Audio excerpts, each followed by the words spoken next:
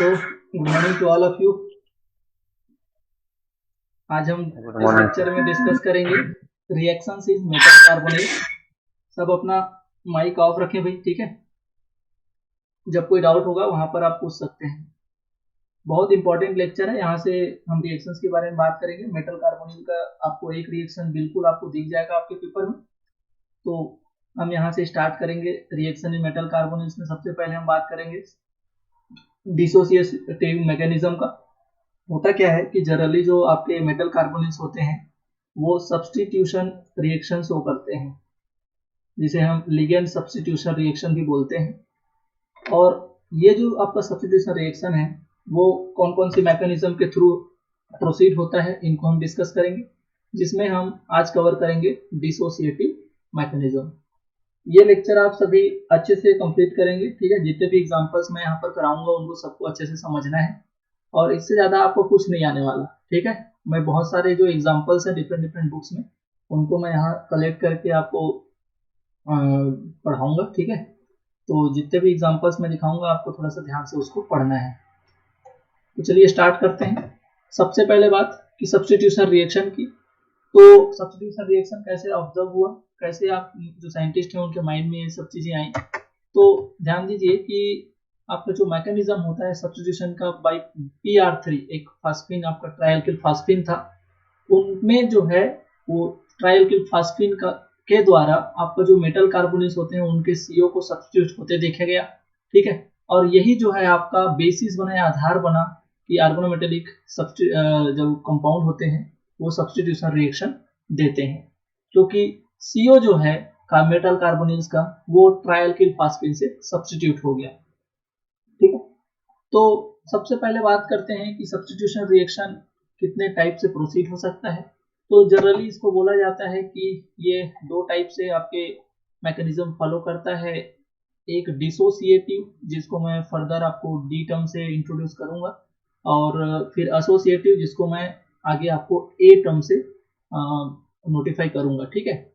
तो मेनली इसको बोला जाता है कि ये डिसोसिएटिव और एसोसिएटिव मैकेनिज्म को ये फॉलो करते हैं, ठीक। इसके अलावा आपके कुछ इंटरचेंज डिसोसिएटिव, इंटरचेंज एसोसिएटिव, तो वो भी आपके एक प्रकार के डिसोसिएटिव और एसोसिएटिव ही है, ठीक है। इसलिए मेनली इसको क्या बोल दिया जाता है कि डिसोसिएटिव और एसोसिएटिव मैकेनिज्म के थ्रू ये आपके ऑपरेट होते हैं। तो सबसे पहले तो हम ये देख लेते हैं कि इसका बेसिस क्या है, कि कौन डिसोसिएटिव मैकेनिज्म शो करेंगे और कौन एसोसिएटिव मैकेनिज्म शो करेंगे, ठीक है। तो नाम से ही आपको समझ आ रहा होगा कि डिसोसिएटिव मतलब जिसमें टूटना पहले होता होगा, एसोसिएटिव जिसमें जुड़ना पहले होता होगा, ठीक है।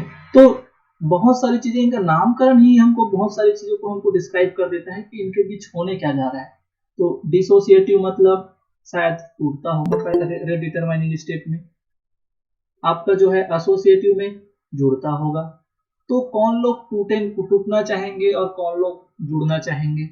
तो ऑब्वियसली अगर हम बात करें एसोसिएटिव की, जुड़ने के लिए बात करते हैं, तो मेटल कार्बोनेट जब बनता है ना, तो मेटल कार्बोनेट बनता है तो कार्बोनेट जो है मेटल के सराउंडिंग में आपके प्रेजेंट होते हैं। तो क्या सभी लोग जुड़ सकते हैं, कोई भी आएगा और वहां पर जुड़ जाएगा? तो एक क्राउडिंग, या फिर ये बोला जाता है कि कोऑर्डिनेटिंग सैचुरेशन, वो एक फैक्टर इफेक्ट कर सकता है कि 6 से ज्यादा लोग नहीं जुड़ना चाहेंगे, 7, 8, 9 ऐसे लोग थोड़ी कोई मेटल एकदम जोड़ के रख लेगा। तो एकदम से ज्यादा लोगों को भी वो जोड़ नहीं सकता, तो वहां पर टूटना फेवर होगा, क्योंकि जगह तो नहीं है, वो तो कोऑर्डिनेटली सैचुरेटेड है, तो वो जोड़ नहीं पाता। इसलिए वो जब रिएक्शन प्रोसीड करता है तो उसको पहले जगह खाली करना पड़ता है, तो वहां पर टूटना होगा। लेकिन जुड़ना कहां पर होगा? तो जुड़ना वहां पर होगा जहां पर किसी को टूटने की जरूरत ना पड़े। जैसे बोलते हैं कि अरे किसी को बाहर करने की जरूरत अभी नहीं है, पहले आप आओ तो सही, हमारे पास जगह है। तो ऐसे कंडीशन में वो एसोसिएटिव मैकेनिज्म शो कर सकता है। तो डिसोसिएटिव कौन लोग देंगे, एसोसिएटिव कौन लोग देंगे, उनको हम थोड़ा सा समझते हैं। तो ध्यान दीजिए, डिसोसिएटिव मैकेनिज्म में आपका जो है CO जो है कार्बोनिल, जो मेटल कार्बोनिल का CO जो है सबसे पहले डिसोसिएट होता है और एक वैकेंट साइट क्रिएट करता है। ऑब्वियसली पहले जगह छोड़ेगा तो इसका जगह खाली हो जाएगा और वहीं पर जो आपका ये PR3 जो होता है, जो सब्स्टिट्यूट करता है CO को, वो फिर नेक्स्ट स्टेप में वहां पर बाइंड होता है खाली जगह में। ठीक है क्या? अब बात करें अगर एसोसिएटिव की, तो एसोसिएटिव मैकेनिज्म में पहले CO नहीं निकलता, पहले ही PR3 जो है जुड़ जाता है और जब PR3 जुड़ जाता है उसके बाद फिर जो है CO बाहर जाता है। तो अगर देखें तो इसमें पहले ये CO को बाहर होना पड़ रहा है, इसमें PR3 पहले जुड़ जा रहा है फिर बाद में CO निकल रहा है, तो इसलिए इसको एसोसिएटिव मैकेनिज्म बोला गया और इसको डिसोसिएटिव मैकेनिज्म बोला गया। समझ आया क्या? अब मैं यहाँ पर एक चीज बहुत इंपॉर्टेंट बात करूंगा जो पहले कर रहा था। पहले भी हम बात कर चुके हैं कि 18 इलेक्ट्रॉन इन वैलेंस शेल का क्या रोल है मतलब ऑर्गेनोमेटेलिक केमिस्ट्री में। तो बोला जाता है कि जो EN और 18 इलेक्ट्रॉन रूल फॉलो करते हैं वो स्टेबल होते हैं। तो अगर कोई स्टेबल है फिर भी अगर उसमें सब्स्टिट्यूशन रिएक्शन होना है तो ऑब्वियसली वहां पर जो है एसोसिएशन से पहले डिसोसिएशन होगा। क्यों? क्योंकि वो ऑलरेडी स्टेबल है, 18 इलेक्ट्रॉन उसके पास है और ये अगर वो कोऑर्डिनेटिवली सैचुरेटेड है, मतलब जगह नहीं है, वो हेक्सा कोऑर्डिनेटेड पहले से है, तो वहां पर उसको जगह खाली करना पड़ेगा और जगह खाली करना पड़ेगा तो कौन से वो लोग हैं जो इनको जगह खाली करने की जरूरत पड़ेगी? तो सिंपल सा बात है, ये जो आपका डिसोसिएटिव मैकेनिज्म है वो 18 इलेक्ट्रॉन कॉम्प्लेक्स जो होते हैं आपके, जिनका वैलेंस शेल में 18 इलेक्ट्रॉन पहले से भरा होता है, उनमें ये टेंडेंसी होती है कि वो डिसोसिएटिव मैकेनिज्म के थ्रू आपका सब्स्टिट्यूशन रिएक्शन प्रोसीड करते हैं। समझ आ रहा है क्या? क्यों? क्योंकि यहाँ पर आपका जो है जो इंटरमीडिएट ऑब्जर्व किया गया, डिटेक्ट किया गया इस डिसोसिएटिव मैकेनिज्म में, वो एक ऐसा इंटरमीडिएट था जिसमें 16 इलेक्ट्रॉन थे वैलेंस शेल में और एक CO क्या हो गया था वहां पर, कम हो गया था। समझ आया क्या भाई? अगर बात करें एसोसिएटिव मैकेनिज्म की, तो एसोसिएटिव मैकेनिज्म किसकी प्रॉपर्टी होती है? वो होती है आपकी 16 इलेक्ट्रॉन कॉम्प्लेक्स होते हैं ना, जैसे कि आपका square planar complex 16 electron rule को फॉलो करते हैं। ठीक है, तो वो लोग क्या करते हैं, वहां पर आपका कोऑर्डिनेटिवली अनसैचुरेशन पाया जाता है, मतलब किसी के जुड़ने के लिए जगह भी होती है क्योंकि चार कोऑर्डिनेशन ऑलरेडी पहले से प्रेजेंट होते हैं, पांचवा छठवा भी कई ज्यादातर उनमें कमी रहती है। तो वो ऐसे लोग 16 इलेक्ट्रॉन कॉम्प्लेक्स होते हैं, 16 इलेक्ट्रॉन रूल फॉलो करते हैं। तो उनमें क्या देखा गया, जब सब्स्टिट्यूशन रिएक्शन हुई तो वहां पर ये जो आपके लिगेंड जो सब्स्टिट्यूट करने आ रहे थे वो पहले जुड़ गए, उसके बाद जो इंटरमीडिएट बना, वो इंटरमीडिएट जो डिटेक्ट किया गया वो 18 इलेक्ट्रॉन का था। तो ऑब्वियसली जब इंटरमीडिएट 16 से 18 वहां पर डिटेक्ट हो रहा है, मतलब वहां पर पहले कोई जुड़ा है। ठीक है, तो ये होता है आपका एसोसिएटिव मैकेनिज्म। क्लियर है भाई?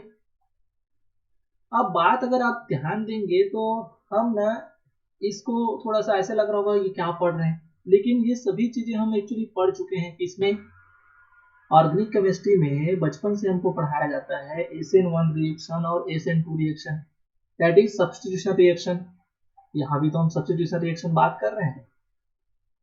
SN1 में क्या होता है कोई बताएगा क्या? तो आप लोग देखे होंगे कि SN1 में ना आपका जैसे कि ये कोई RX है तो पहले स्टेप में बोला जाता है कार्बोकेटायन बनता है, पहले डिसोसिएट होता है SN1 में, देन एसोसिएशन। बिल्कुल। तो यहाँ पर देखो ये R से R प्लस बना, तो पहले डिसोसिएट होता है, वहां पर एक कार्बोकेटायन इंटरमीडिएट बनता है। वैसे ही अगर बात करूं SN2 में, तो SN2 में क्या होता है, सब्स्टिट्यूशन रिएक्शन तो होता है लेकिन X के निकलने से पहले कोई न्यूक्लियोफाइल जो है आके यहाँ पर अटैक करता है और यहाँ पर ये ऐसे ट्रांजिशन स्टेट बनाते हुए जुड़ जाता है R के साथ।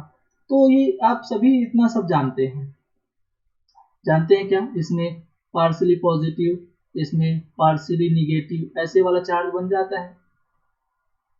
अरे तो क्या हुआ जब ना सब्स्टिट्यूशन रिएक्शन को इनऑर्गेनिक केमिस्ट्री में, जो आपकी जनरली ऑर्गेनोमेटेरिक केमिस्ट्री में जब कोई डिस्कस कर रहा होगा, तो मैं SN1 बोल दूंगा, SN2 बोल दूंगा, तो भाई मेरा क्या होगा, मेरे को भी तो अपना नाम जमाना है। क्या पता ये सोच के वो SN1 वाले को, जो ऑर्गेनिक में जिसको SN1 बोलते हैं, उसको वो इनऑर्गेनिक में क्या बोल दीजिए, डिसोसिएटिव मैकेनिज्म। और वैसे ही जिसको SN2 बोलते हैं ऑर्गेनिक में, उसको हम यहाँ इनऑर्गेनिक में क्या बोल देते हैं ऑर्गेनोमेटेरिक केमिस्ट्री के लिए, एसोसिएशन मैकेनिज्म। समझ आया क्या? क्यों? क्योंकि यहाँ भी देखो, इसमें पहले जो है CO बाहर निकल रहा है। हाँ, जो इंटरमीडिएट क्रिएट होता है ऑर्गेनिक केमिस्ट्री में, वो इंटरमीडिएट यहाँ पर नहीं बन रहा है, कोई दिक्कत। लेकिन आपका जो बेसिक फिनोमिना है कंप्लीटली डिसोसिएटिव जो है SN1 टाइप का है, और आपका एसोसिएटिव SN2 टाइप का एनालॉगस है। क्लियर है क्या भाई? तो देखो, dissociation path is analogous to the SN1 path in organic substitution. जैसे कि SN1 होता है ऑर्गेनिक में, वैसे ही डिसोसिएशन होता है ऑर्गेनोमेटेरिक केमिस्ट्री में। वैसे ही एसोसिएशन जो पाथ होती है या मैकेनिज्म होती है, that is analogous to the SN2 path in organic substitution. चलिए अब बात करता हूं मैं important kinetic of dissociation mechanism, D mechanism, that is dissociation mechanism. और यहां पर आपको ध्यान ये देना है कि जब SN1 मैकेनिज्म हम डिस्कस करते हैं, तो वो वन टर्म तो इसीलिए ही आता था, ठीक है, पता है क्या भी सबको, कि वो SN1 का वन टर्म इसीलिए आता था क्योंकि वो यूनिमॉलिक्यूलर काइनेटिक को फॉलो करता था। वैसे ही डिसोसिएशन के जैसे अगर SN1 है, तो फिर वो भी यूनिमॉलिक्यूलर होना चाहिए, that is first order kinetic को फॉलो करना चाहिए। तो ऑब्वियसली डिसोसिएशन मैकेनिज्म भी फर्स्ट ऑर्डर काइनेटिक को फॉलो करता है, ठीक है। तो फर्स्ट ऑर्डर जब काइनेटिक को वो फॉलो करता है, तो उनका मैकेनिज्म क्या होता है और कैसे वो फर्स्ट ऑर्डर को फॉलो करता है, उसको हम थोड़ा सा डिस्कस कर लेते हैं। तो देखिए, इसके लिए जो आपका रेट इक्वेशन, जो रेट लॉ प्रोड्यूस किया जाता है, वो आपका rate is equal to K1 MCOLN, और ये LN जो है आपका जो है नंबर ऑफ लिगेंड्स होंगे, कौन कौन से लिगेंड्स हैं, और यहाँ पर ये CO जो है वो रिप्लेस हो रहा है। तो ये जो जब रिएक्शन होती है ना, तो ये जो है सिर्फ कॉम्प्लेक्स के कंसेंट्रेशन पर डिपेंड कर रहा है, क्योंकि जो स्लो स्टेप होता है जिसमें डिसोसिएशन होता है, वही आपका रेट डिटरमाइनिंग स्टेप कहलाता है। दैट इज आपका जो रेट है वो सिर्फ मेटल कॉम्प्लेक्स के कंसेंट्रेशन पर डिपेंड करता है, वो जो है इनकमिंग लिगेंड के कंसेंट्रेशन पर डिपेंड नहीं करता। यहाँ पर देखो, एक मैकेनिज्म मैं यहाँ पर दिखाया हूँ आपको। पहले स्टेप में ये जो CO जो है वो डिसोसिएट हो करके फॉरवर्ड रिएक्शन से वो LNM, और यहाँ पर ये क्या बना दिया, ये जो है ना वैकेंट साइट है, उसका जगह देखो खाली हो गया। ये क्या है आपका वैकेंट साइट है, तो जगह खाली हो गया, और इसी जगह में ना ये वाला जो आपका स्टेप है ये स्लो स्टेप कहलाता है, और नेक्स्ट वाला जो स्टेप है आपका फास्ट स्टेप से ये जो आपका L प्राइम है, जो आपका इनकमिंग लिगेंड है, वो यहाँ पर आपका जुड़ जाता है, और ये आपका LNM L prime, that is अगर मैं उस पूरे ओवरऑल रिएक्शन को देखूं तो इंटरमीडिएट अगर मैं बात करूं तो ये तो कोई इंटरमीडिएट है, क्योंकि तो मेरा फाइनल प्रोडक्ट तो मिला क्या है, तो फाइनल प्रोडक्ट क्या मिला है, सिर्फ CO के जगह में एक दूसरा लिगेंड आकर के जुड़ गया। तो जब कोई किसी के जगह पर आता है तो उसको हम क्या बोलते हैं कि ये जो है सब्स्टिट्यूशन रिएक्शन को फॉलो कर रहा है, ठीक है। क्यों? ना तो आपका सिर्फ वहां पर एडिशन हुआ है, ना तो वहां पर सिर्फ एलिमिनेशन हुआ है, एक का जगह दूसरा लिया है, तो इसको बोलते हैं सब्स्टिट्यूशन रिएक्शन। अब अगर आप ध्यान यहाँ पर दे रहे होंगे तो यहाँ पर आपको कभी वो इस मैकेनिज्म को दे करके आपको ये पूछ लेगा कि इसका रेट इक्वेशन क्या होगा बताओ, तो आपको सिंपल कुछ नहीं करना है, आपको जो rate law, steady state approximation method, equilibrium method, अगर ये जो है आपका पूछ लेता है तो ये दोनों मेथड अप्लाई करके आप रेट लॉ निकाल सकते हैं उस रिएक्शन का। अब बात ये आती है, मैं हमेशा बोलता हूं कि अगर वहां पर अगर ऐसा सिनेरियो बने कि कौन सा आपको मेथड अप्लाई करना है, तो आप ऐसे अप्लाई करो, स्टेडी स्टेट अप्रोक्सीमेशन मेथड। लेकिन अगर आपको क्वेश्चन में पूछता है कि वहां पर आपको इक्विलिब्रियम मेथड से अप्लाई करना था, तो आपको ये जो एसएसए से जो आपका रेट लॉ निकलता है, उसमें इक्विलिब्रियम का मतलब क्या होता है कि यहाँ पर इक्विलिब्रियम एग्जिस्ट कर रहा है, तो आपको करना कुछ नहीं है। इक्विलिब्रियम जब एग्जिस्ट करता है ना, तो आपको ये बोलना है कि K inverse 1 is greater than K2। क्यों? क्योंकि इक्विलिब्रियम तभी आएगा जब इधर K2 तरफ ना जाकर के ये K inverse that is backward reaction में चले जाए। तो K इनवर्स 1 जो रेट कांस्टेंट होगा या बैकवर्ड रिएक्शन का जो आपका रेट होगा, वो आपका ग्रेटर देन आपका क्या होगा, सेकेंड स्टेप। तो कहने का मतलब ये है कि आपको इक्विलिब्रियम मेथड जब बोलेगा तो आपको जो रेट कांस्टेंट है जो बैकवर्ड रिएक्शन के, उसको ग्रेटर देन बोल देना है आपके उसके नेक्स्ट स्टेप से। तो अगर ये बड़ा होगा तो वहां पर K2 टर्म एलिमिनेट हो जाएगा, और K2 टर्म जब एलिमिनेट हो जाएगा तो यहाँ पर K इनवर्स 1 और ये आपका एल इनकमिंग लिगेंड LNMCO, ये सभी चीजें होंगी। तो कहने का मतलब आप यहाँ से एक अलग ऑर्डर निकालेंगे। लेकिन होता क्या है सब्स्टिट्यूशन रिएक्शन में, जो ऑर्गेनिक मेटल के जो आपके मेटल कार्बोनेट्स होते हैं, वो जो है उन वहां पर ये जो आपका K2 है वो ग्रेटर देन होता है K इनवर्स के, दैट इज K2 फास्ट है आपके K इनवर्स 1 से, तो ये वाला टर्म आपका एलिमिनेट हो जाएगा। और जब ये वाला टर्म एलिमिनेट हो जाता है, दैट इज CO का कंसंट्रेशन वो जो है इफेक्ट नहीं कर पा रहा है इस रिएक्शन के रेट को, तो ये वाला टर्म आपका निगलेक्ट हो जाएगा। तो उस कंडीशन में यहाँ पर K2 और L प्राइम बचेगा, तो L प्राइम से L प्राइम कट गया, K2 से K2 कट गया, तो फाइनली आपका रेट लॉ जो है आपको क्या निकल के आता है, rate is equal to K1 LNMCO। तो ये बोला जाता है कि dissociative mechanism follows first order kinetics, and the rate of dissociative mechanism depends on the concentration of metal complex।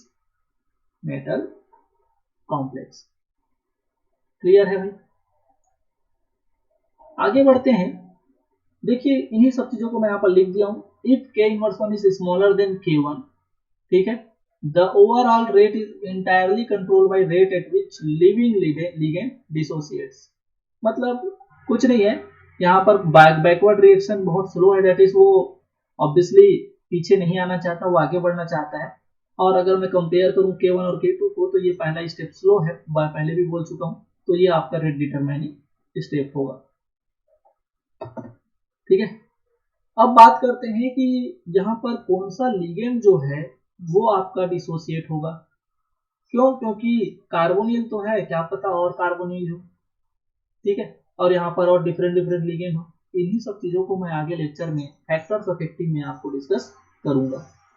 तो ध्यान देना कि वो CO पहले रिमूव होगा जो आपका वीक बॉन्डिंग होगा जिनके बीच। ऑब्वियसली भाई अगर टूटना है तो कौन टूटेगा? जिनके बीच आपका वीक बॉन्डिंग है वो टूटेगा।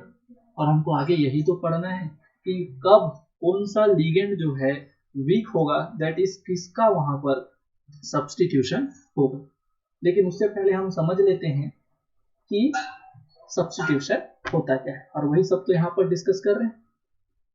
तो ligand that's bind less well to the metal dissociates faster than does CO। Clear है? तो कौन सा लिगेंड जहां वहां पर सब्स्टिट्यूट होगा वो डिपेंड करेगा कि मेटल और लिगेंड के बीच का बॉन्डिंग कैसा है। Weaker the bond, faster the dissociation. ठीक है,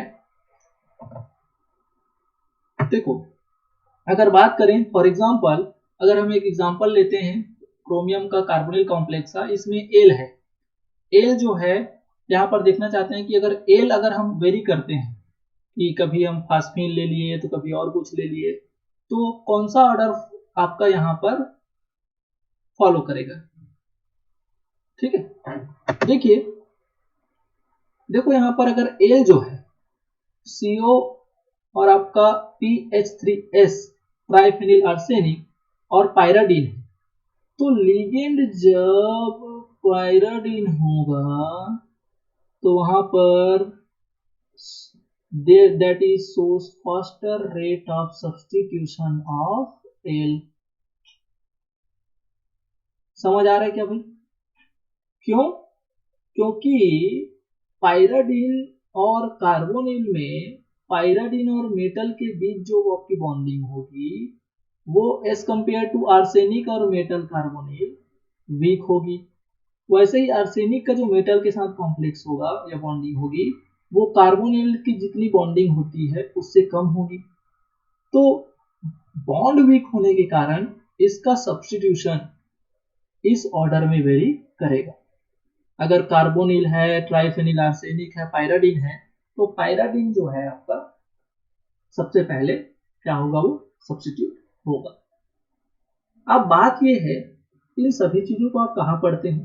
ट्रांस इफेक्ट जो पढ़ते होगा ना, substitution reaction in square plane complex, तो वहां पर इतना आपका ट्रांस इफेक्ट ये वर्ड आता है कि वहां पर हमको ऐसा लगता है ट्रांस इफेक्ट मतलब इसका ट्रांस इफेक्ट ज्यादा शो हो रहा है तो इसका सामने वाला जो है आपका जो है पहले रिमूव हो जाएगा। तो हम क्या सोचते हैं, अरे इसका सिर्फ ट्रांस इफेक्ट बोल दिए हैं तो ट्रांस इफेक्ट के कारण हो रहा है। अरे हमको ट्रांस इफेक्ट को समझना है कि एक्चुअली ट्रांस इफेक्ट होता क्या है। ट्रांस इफेक्ट में जो उसका ट्रांस वाला जो आपका मतलब लिगेंड होता है वो इतना अच्छा बाइंड हो जाता है उस ऑर्बिटल के साथ। मैं आगे बताऊंगा इसको, क्योंकि यहाँ सब चीज डिस्कस करूंगा तो आपका थोड़ा सा लेक्चर जो है लेंदी हो जाएगा और ऐसे भी यहाँ पर थोड़ा सा लंबा जाएगा क्लास ये। तो यहाँ पर देखो, ठीक है, ये जो है एक ऑर्बिटल होती है मेटल की बॉन्डिंग के लिए, तो उसके तो दो लोग होते हैं ना, और ट्रांस मतलब भी ये दोनों एक दूसरे के अपोजिट होंगे।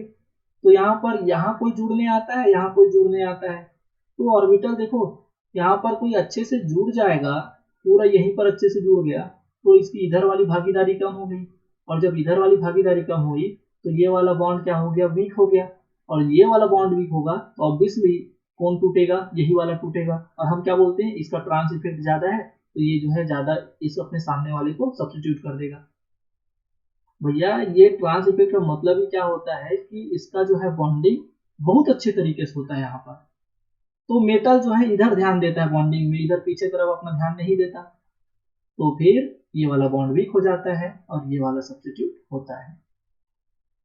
आई होप कि आपको क्लियर होगा ये सभी चीजें, कॉन्सेप्ट आगे बहुत बार ये भी डिस्कस करने जा रहा हूं इसको। ठीक है, distortion of the D6Ml5 intermediates, आपको समझना है इन चीजों को। यहाँ पर थोड़ा सा नया कॉन्सेप्ट यहाँ पर इंट्रोड्यूस कर रहा हूं मैं। देखो यहाँ पर एक लिगेंड है, सपोज मैं यहाँ पर ये जो L प्राइम है इसके ट्रांस वाले को मैं रिमूव कर रहा हूँ, क्योंकि डिसोसिएशन जब होता है तो एक लिगेंड जो है रिमूव होता है, ये हो गया। और यहाँ पर ये कोऑर्डिनेट दिखाए हैं कि यहाँ पर टुवर्ड्स द व्यूअर और ये आपके एक्स वाई प्लेन है, और ये जो आपका डेस वाला है वो अवे फ्रॉम द व्यूअर है। तो ये जो एजिटी जैसे ये निकलेगा तो आपको ध्यान देना है कि ये दो तरह से आपका जो है, दो नहीं आप मैं बोलूँगा तीन तरह से आपका इंटरमीडिएट बना सकता है। एक जियोमेट्री होगी स्क्वायर पायरामिडल, ये स्क्वायर प्लेनर नहीं है ना, ये स्क्वायर पायरामिडल है। और यहाँ पर एक होगा जब ये ट्राइगोनल बाई पायरामिडल जियोमेट्री रखेगा। और एक है डिस्टॉर्टेड ट्राइगोनल बाइपैरामिडल। ये 3 ज्योमेट्री ये रख सकता है, हमको ध्यान ये देना है कि कौन सा ज्योमेट्री बनेगा। क्यों? क्योंकि अभी जो आपका क्वेश्चन पूछता है CSIR वो तो अभी सिर्फ रिएक्शन पूछ रहे हैं, क्योंकि अभी भी रिएक्शन वाले क्वेश्चन सॉल्व नहीं हो पा रहे हैं।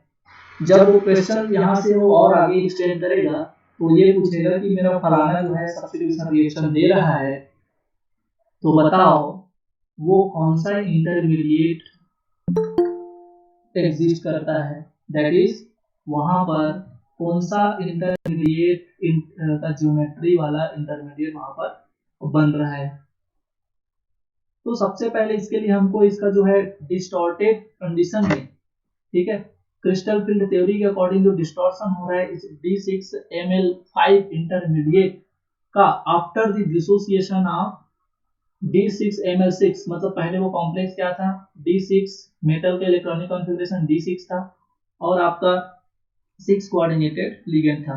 तो एक डिसोसिएट होगा तो वो D5Ml5 इंटरमीडिएट में वो कन्वर्ट हो जाएगा। D6 मतलब यहाँ पर मैं 6 इलेक्ट्रॉन को यहाँ पर फिल करके आपको थोड़ा सा समझाने की कोशिश करूंगा।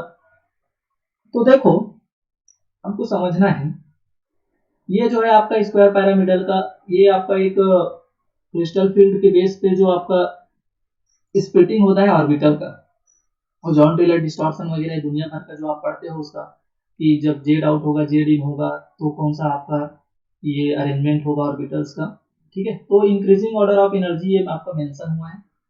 तो dx जेड और dy जेड ये स्क्वायर पैरामिडल के लिए आपका जो ऑर्बिटल व्यू है उसको मेंशन किया गया है। और ये आपका राइट साइड वाला डिस्टॉर्टेड ट्राइगोनल बाइपिरामिडल की है, और ये बीच वाला जो है ट्राइगोनल बाइपिरामिडल का है। 6 इलेक्ट्रॉन D6 के लिए हम यहाँ पर काउंट कर रहे हैं। तो ध्यान देना D6 जो हो रहा है तो 6 इलेक्ट्रॉन भरूंगा तो यहाँ पर ये आपका dxz और yz ये तो क्या है आपके डी जनरेट है, तो एक इलेक्ट्रॉन पहले, फिर दूसरा, फिर तीसरा, फिर चौथा, 4 इलेक्ट्रॉन भर गए। 5वां इलेक्ट्रॉन dxy में, 6वां इलेक्ट्रॉन फिर से उसी में। तो यहाँ पर सभी जो है पेयर्ड हैं। अगर मैं बात करूं यहाँ राइट साइड, तो dxz और dyz में जब डिस्टॉर्शन हो जाता है तो ये ग्राउंड लेवल वाला तो ऑर्बिटल वही 6, 2 और 2 4 तो यहाँ भर गए, लेकिन ये जो dxy2 था ऊपर जो था वो dx2y2 यहाँ पर नीचे आ गया और dxy ऊपर चला गया। तो इस कंडीशन में आपका जो है एनर्जी बस में चेंजेस आया है, ऊपर और नीचे dxy ऊपर चला गया और dx2y2 नीचे आ गया, लेकिन इलेक्ट्रॉन का फील अभी भी वही हुआ, 2 2 4 और 2 6। लेकिन जब ये ट्राइगोनल बाइपिरामिडल होता है तो वहां पर इसकी जो आपका जो अरेंजमेंट है ऑर्बिटल्स की, वहां पर ये जो है dx2y2 और dxy दोनों डिजनरेट हो जाते हैं, और जब दोनों डिजनरेट हो जाते हैं तो जब इलेक्ट्रॉन भरा जाता है तो 2 1 2 3 4 तो हुंड के अकॉर्डिंग ही भर रहा हूं मैं, तो 4 तो यहाँ भर गए। 5वां जो है आपका एक ऑर्बिटल में जाएगा, अरे डिजनरेट मतलब समझते हो क्या, कि दोनों ऑर्बिटल की एनर्जी सेम होगी, तो 5वां यहाँ जाएगा तो 6वां यहाँ जाएगा। तो 6 इलेक्ट्रॉन भरने पर जब ट्राइगोनल बाइपिरामिडल में हम 6 इलेक्ट्रॉन भरते हैं तो वहां पर आपके जो इलेक्ट्रॉन्स हैं वो अनपेयर्ड हो जाते हैं। क्या हो जाते हैं? अनपेयर्ड। और जब अनपेयर्ड हो जाते हैं तो आपको ध्यान ये देना है कि these conditions are less stable than both the square pyramidal and trigonal bipyramidal, क्योंकि इन दोनों कंडीशन में जब D6 सिस्टम है तो वहां पर ये जो है आपका फील्ड इलेक्ट्रॉन रख रहे हैं, लेकिन ट्राइगोनल बाइपिरामिडल जो है अनफील्ड, या फिर आप ये बोल दीजिए कि हाफ फील्ड ऑर्बिटल एग्जिस्ट कर रहे हैं। तो इसलिए बोला जाता है कि जब ऐसा हो कि एक D6 मेटल कार्बोनिल Ml6 जो है कॉम्प्लेक्स पर डिसोसिएटिव मैकेनिज्म करता है तो ट्राइगोनल बाइपिरामिडल ज्योमेट्री बनने की टेंडेंसी बहुत कम होती है, बल्कि वो क्या कर सकता है, स्क्वायर पैरामिडल और डिस्टॉर्टेड ट्राइगोनल बाइपिरामिडल ज्योमेट्री बनने की टेंडेंसी रखता है। किसी दिन आएगा, आज नहीं तो 4 साल बाद आएगा जब क्वेश्चन, तो ये 4 नंबर में आपको दिखेगा। ठीक है भाई। अब बात करते हैं कि कौन कब सी ज्योमेट्री कब स्क्वायर पिरामिडल होगी और कब डिस्टॉर्टेड ट्राइगोनल बाइपिरामिडल होगी। तो ध्यान देना है कि प्योर जो था आपका ट्राइगोनल बाइपिरामिडल होता है जिसमें लिगेंड मेटल लिगेंड 120 डिग्री का आपका एंगल हो। अरे यही वाला तो होगा जब ये आपके लिगेंड जो आपके कंप्लीट लाइन में दिख रहे हैं वो आपके प्लेन में है, ट्राइगोनल प्लेनर स्ट्रक्चर रख रहे हैं, और ये आपका एल एक ऊपर और एक नीचे, that is trigonal pyramidal bipyramidal. तो ये इनके बीच एंगल आपका क्या है, लिगेंड मेटल लिगेंड के बीच 120 डिग्री ट्राइगोनल है। तो उस कंडीशन में ये लीस्ट स्टेबल ज्योमेट्री बनाता है। और अगर आगे बात करें तो देखो जब डिस्टॉर्शन होता है, डिस्टॉर्शन अगर that is distorted trigonal bipyramidal आपका जब जहां पर लिगेंड मेटल लिगेंड के बीच का जो आपका एंगल होता है वो 75 डिग्री आपका हो जाता है, तो वहां पर ये कंडीशन तब आता है जब L prime is a pi donor. Effect किसका पड़ा देखो, क्योंकि सामने इसका लिगेंड निकला है, एल प्राइम के सामने वाला लिगेंड यहाँ पर निकला है, एल प्राइम के सामने वाला लिगेंड निकला है। तो एल प्राइम कैसा होगा वो डिपेंड कर रहा है कि इसकी ज्योमेट्री क्या क्या रखेगी। तो जब एल प्राइम जो है पाई डोनर होगा तो आपका डिस्टॉर्टेड ट्राइगोनल बाइपिरामिडल आपका क्या होगा, वो एग्जिस्ट करेगा, इंटरमीडिएट जो है। लेकिन अगर यही जो है हाई ट्रांस इफेक्ट दिखाए एकदम हाई वाला, तो जैसे कि ये लिगेंड मेटल आपका जो है वो आपका लिगेंड मेटल लिगेंड जो है उनके बीच का एंगल 180 डिग्री हो जाएगा। देखो यहाँ पर 180 डिग्री। तो ये होगा कब, जब L prime is a high trans effect ligand, जब बहुत ज्यादा इसका ट्रांस इफेक्ट लिगेंड होगा, that is ligand L prime और मेटल के बीच काफी ज्यादा बैक बॉन्डिंग हो, तो वहां पर उसका ट्रांस इफेक्ट काफी अच्छा होगा। और उस कंडीशन में ये जो आपका इंटरमीडिएट बनेगा वो स्क्वायर पिरामिडल बनेगा। और अगर वो सिर्फ पाई डोनर है, उतना अच्छा ट्रांस इफेक्ट शो नहीं कर रहा है, तो उसमें जो है डिस्टॉर्शन पाया जा रहा है। अगर मैं समझने के लिए आपको ये बोलूं कि भाई अगर यहाँ पर लिगेंड एल प्राइम और मेटल के बीच अगर अच्छी बॉन्डिंग है, तो इतनी अच्छी बॉन्डिंग है कि वो उसी कंडीशन में आपको बांधे रख रहा है। ठीक है, और आपको इसको समझना बहुत इंपॉर्टेंट है, क्योंकि मैं आगे इसके बाद आपकी इसके स्टेरियो केमिस्ट्री और इसके इलेक्ट्रॉनिक इफेक्ट के बारे में बताऊंगा कि कब आपको जो सब्स्टिट्यूशन होगा वो रिटेंशन कॉन्फ़िगरेशन के साथ मिलेगा, कब वो जो है इन्वर्जन कॉन्फ़िगरेशन के साथ मिलेगा। क्योंकि हम SN1 और SN2 में हम इन चीजों को पढ़ते हैं कि SN1 रिएक्शन में क्या इन्वर्जन होता है, क्या SN2 में आपका इन्वर्जन होता है या रिटेंशन होता है। ठीक है, तो वैसे ही हम यहाँ पर भी थोड़ा सा डिस्कस करेंगे। ठीक है, इतना समझ आया क्या मैं क्या बोलना चाह रहा हूँ।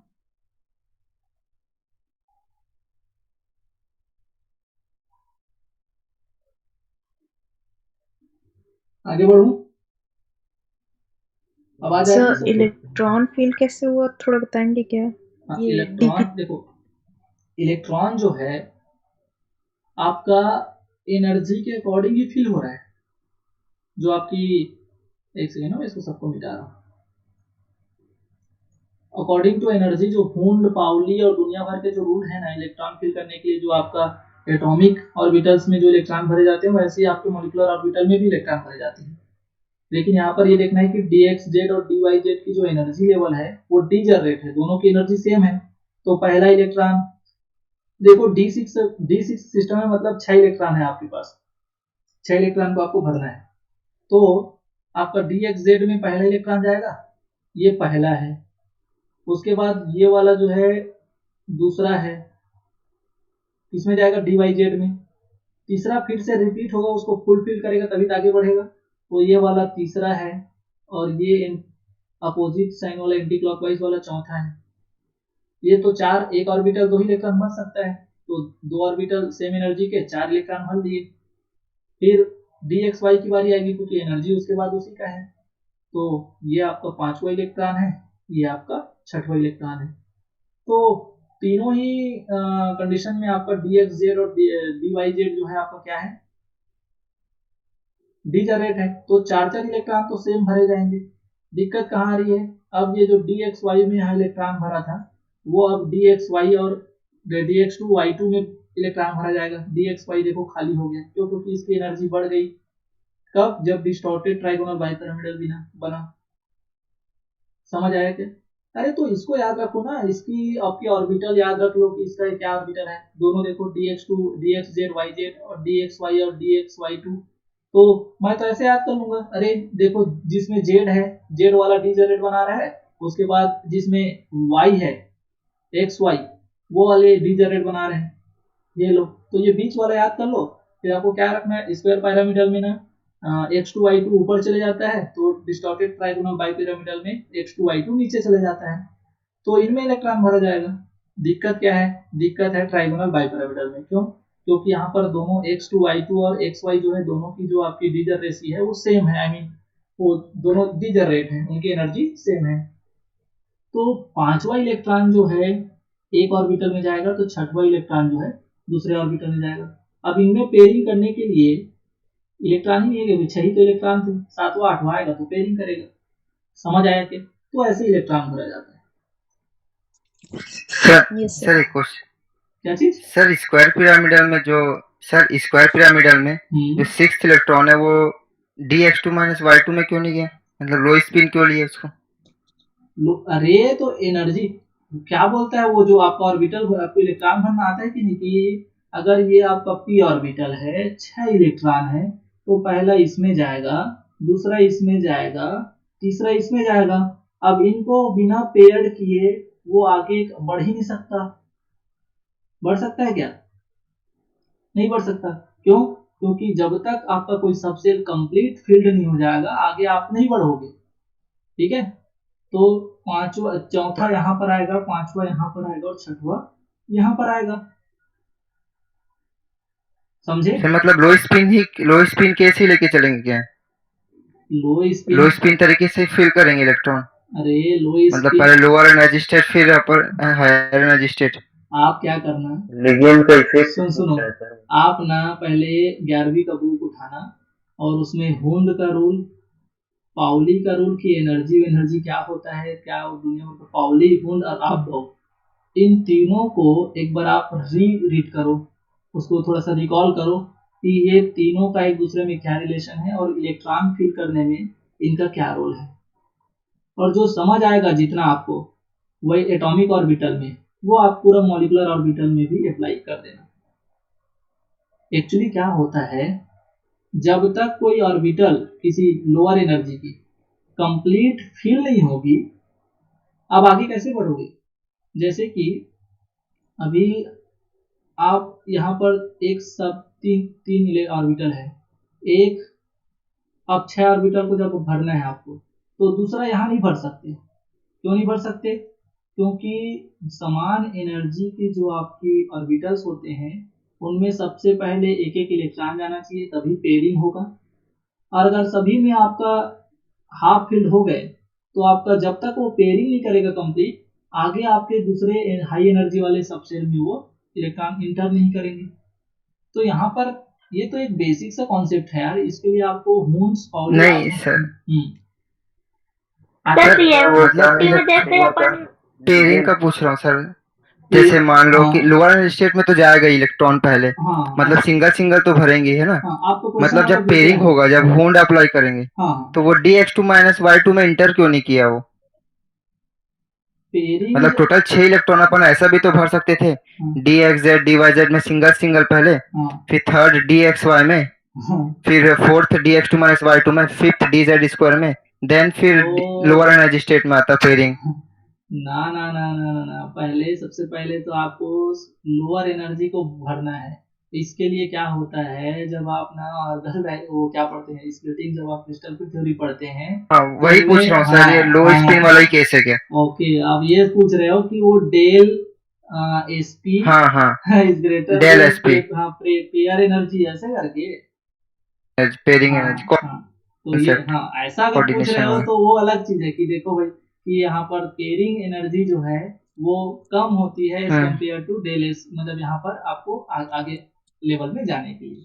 हाँ, अगर ये पूछ रहे हो तो अलग चीज है। ठीक, हाँ, यहाँ पर की एनर्जी गैप ज्यादा है इसलिए पहले यहाँ पर नहीं जा रहे हैं। ठीक है, ओके, ठीक है। हाँ, तो ये था आपका इलेक्ट्रॉन का वो करना। मेरा मतलब क्या था कि ये वाला जो है आपका अनपेयर्ड इलेक्ट्रॉन रखा है, that is this condition is less stable then other to conditions. समझ आया क्या? इसलिए इसको क्या बोलते हैं, less stable, least stable geometry. कोई दिक्कत? चलो नो सर। आगे बढ़ते हैं। स्टेरियोकेमिस्ट्री एंड ट्रांस इफेक्ट। तो इसमें क्या है, तो देखो स्टेरियोकेमिस्ट्री क्या होगी, थोड़ा सा ध्यान देना। ये एल प्राइम के रेस्पेक्ट में मैं बताऊंगा, क्योंकि देखो सबको सेम रखा हूं, मैं एल प्राइम को वेरी करूंगा।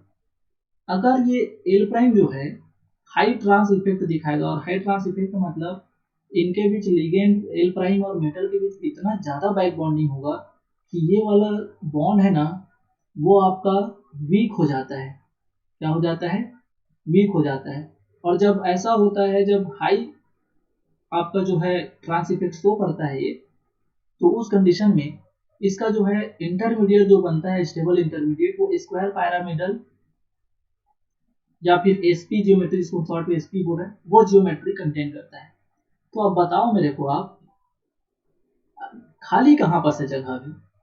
तो जगह खाली है इस एल प्राइम के जस्ट सामने वाला, यही जगह खाली है।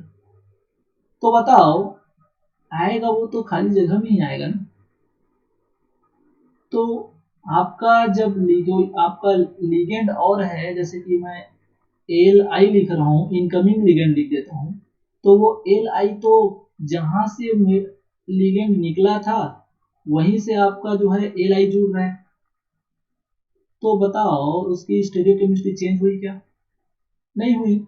तो जब स्टेरियोकेमिस्ट्री चेंज नहीं हो रही है तो हम क्या बोलेंगे, रिटेंशन इन कॉन्फ़िगरेशन।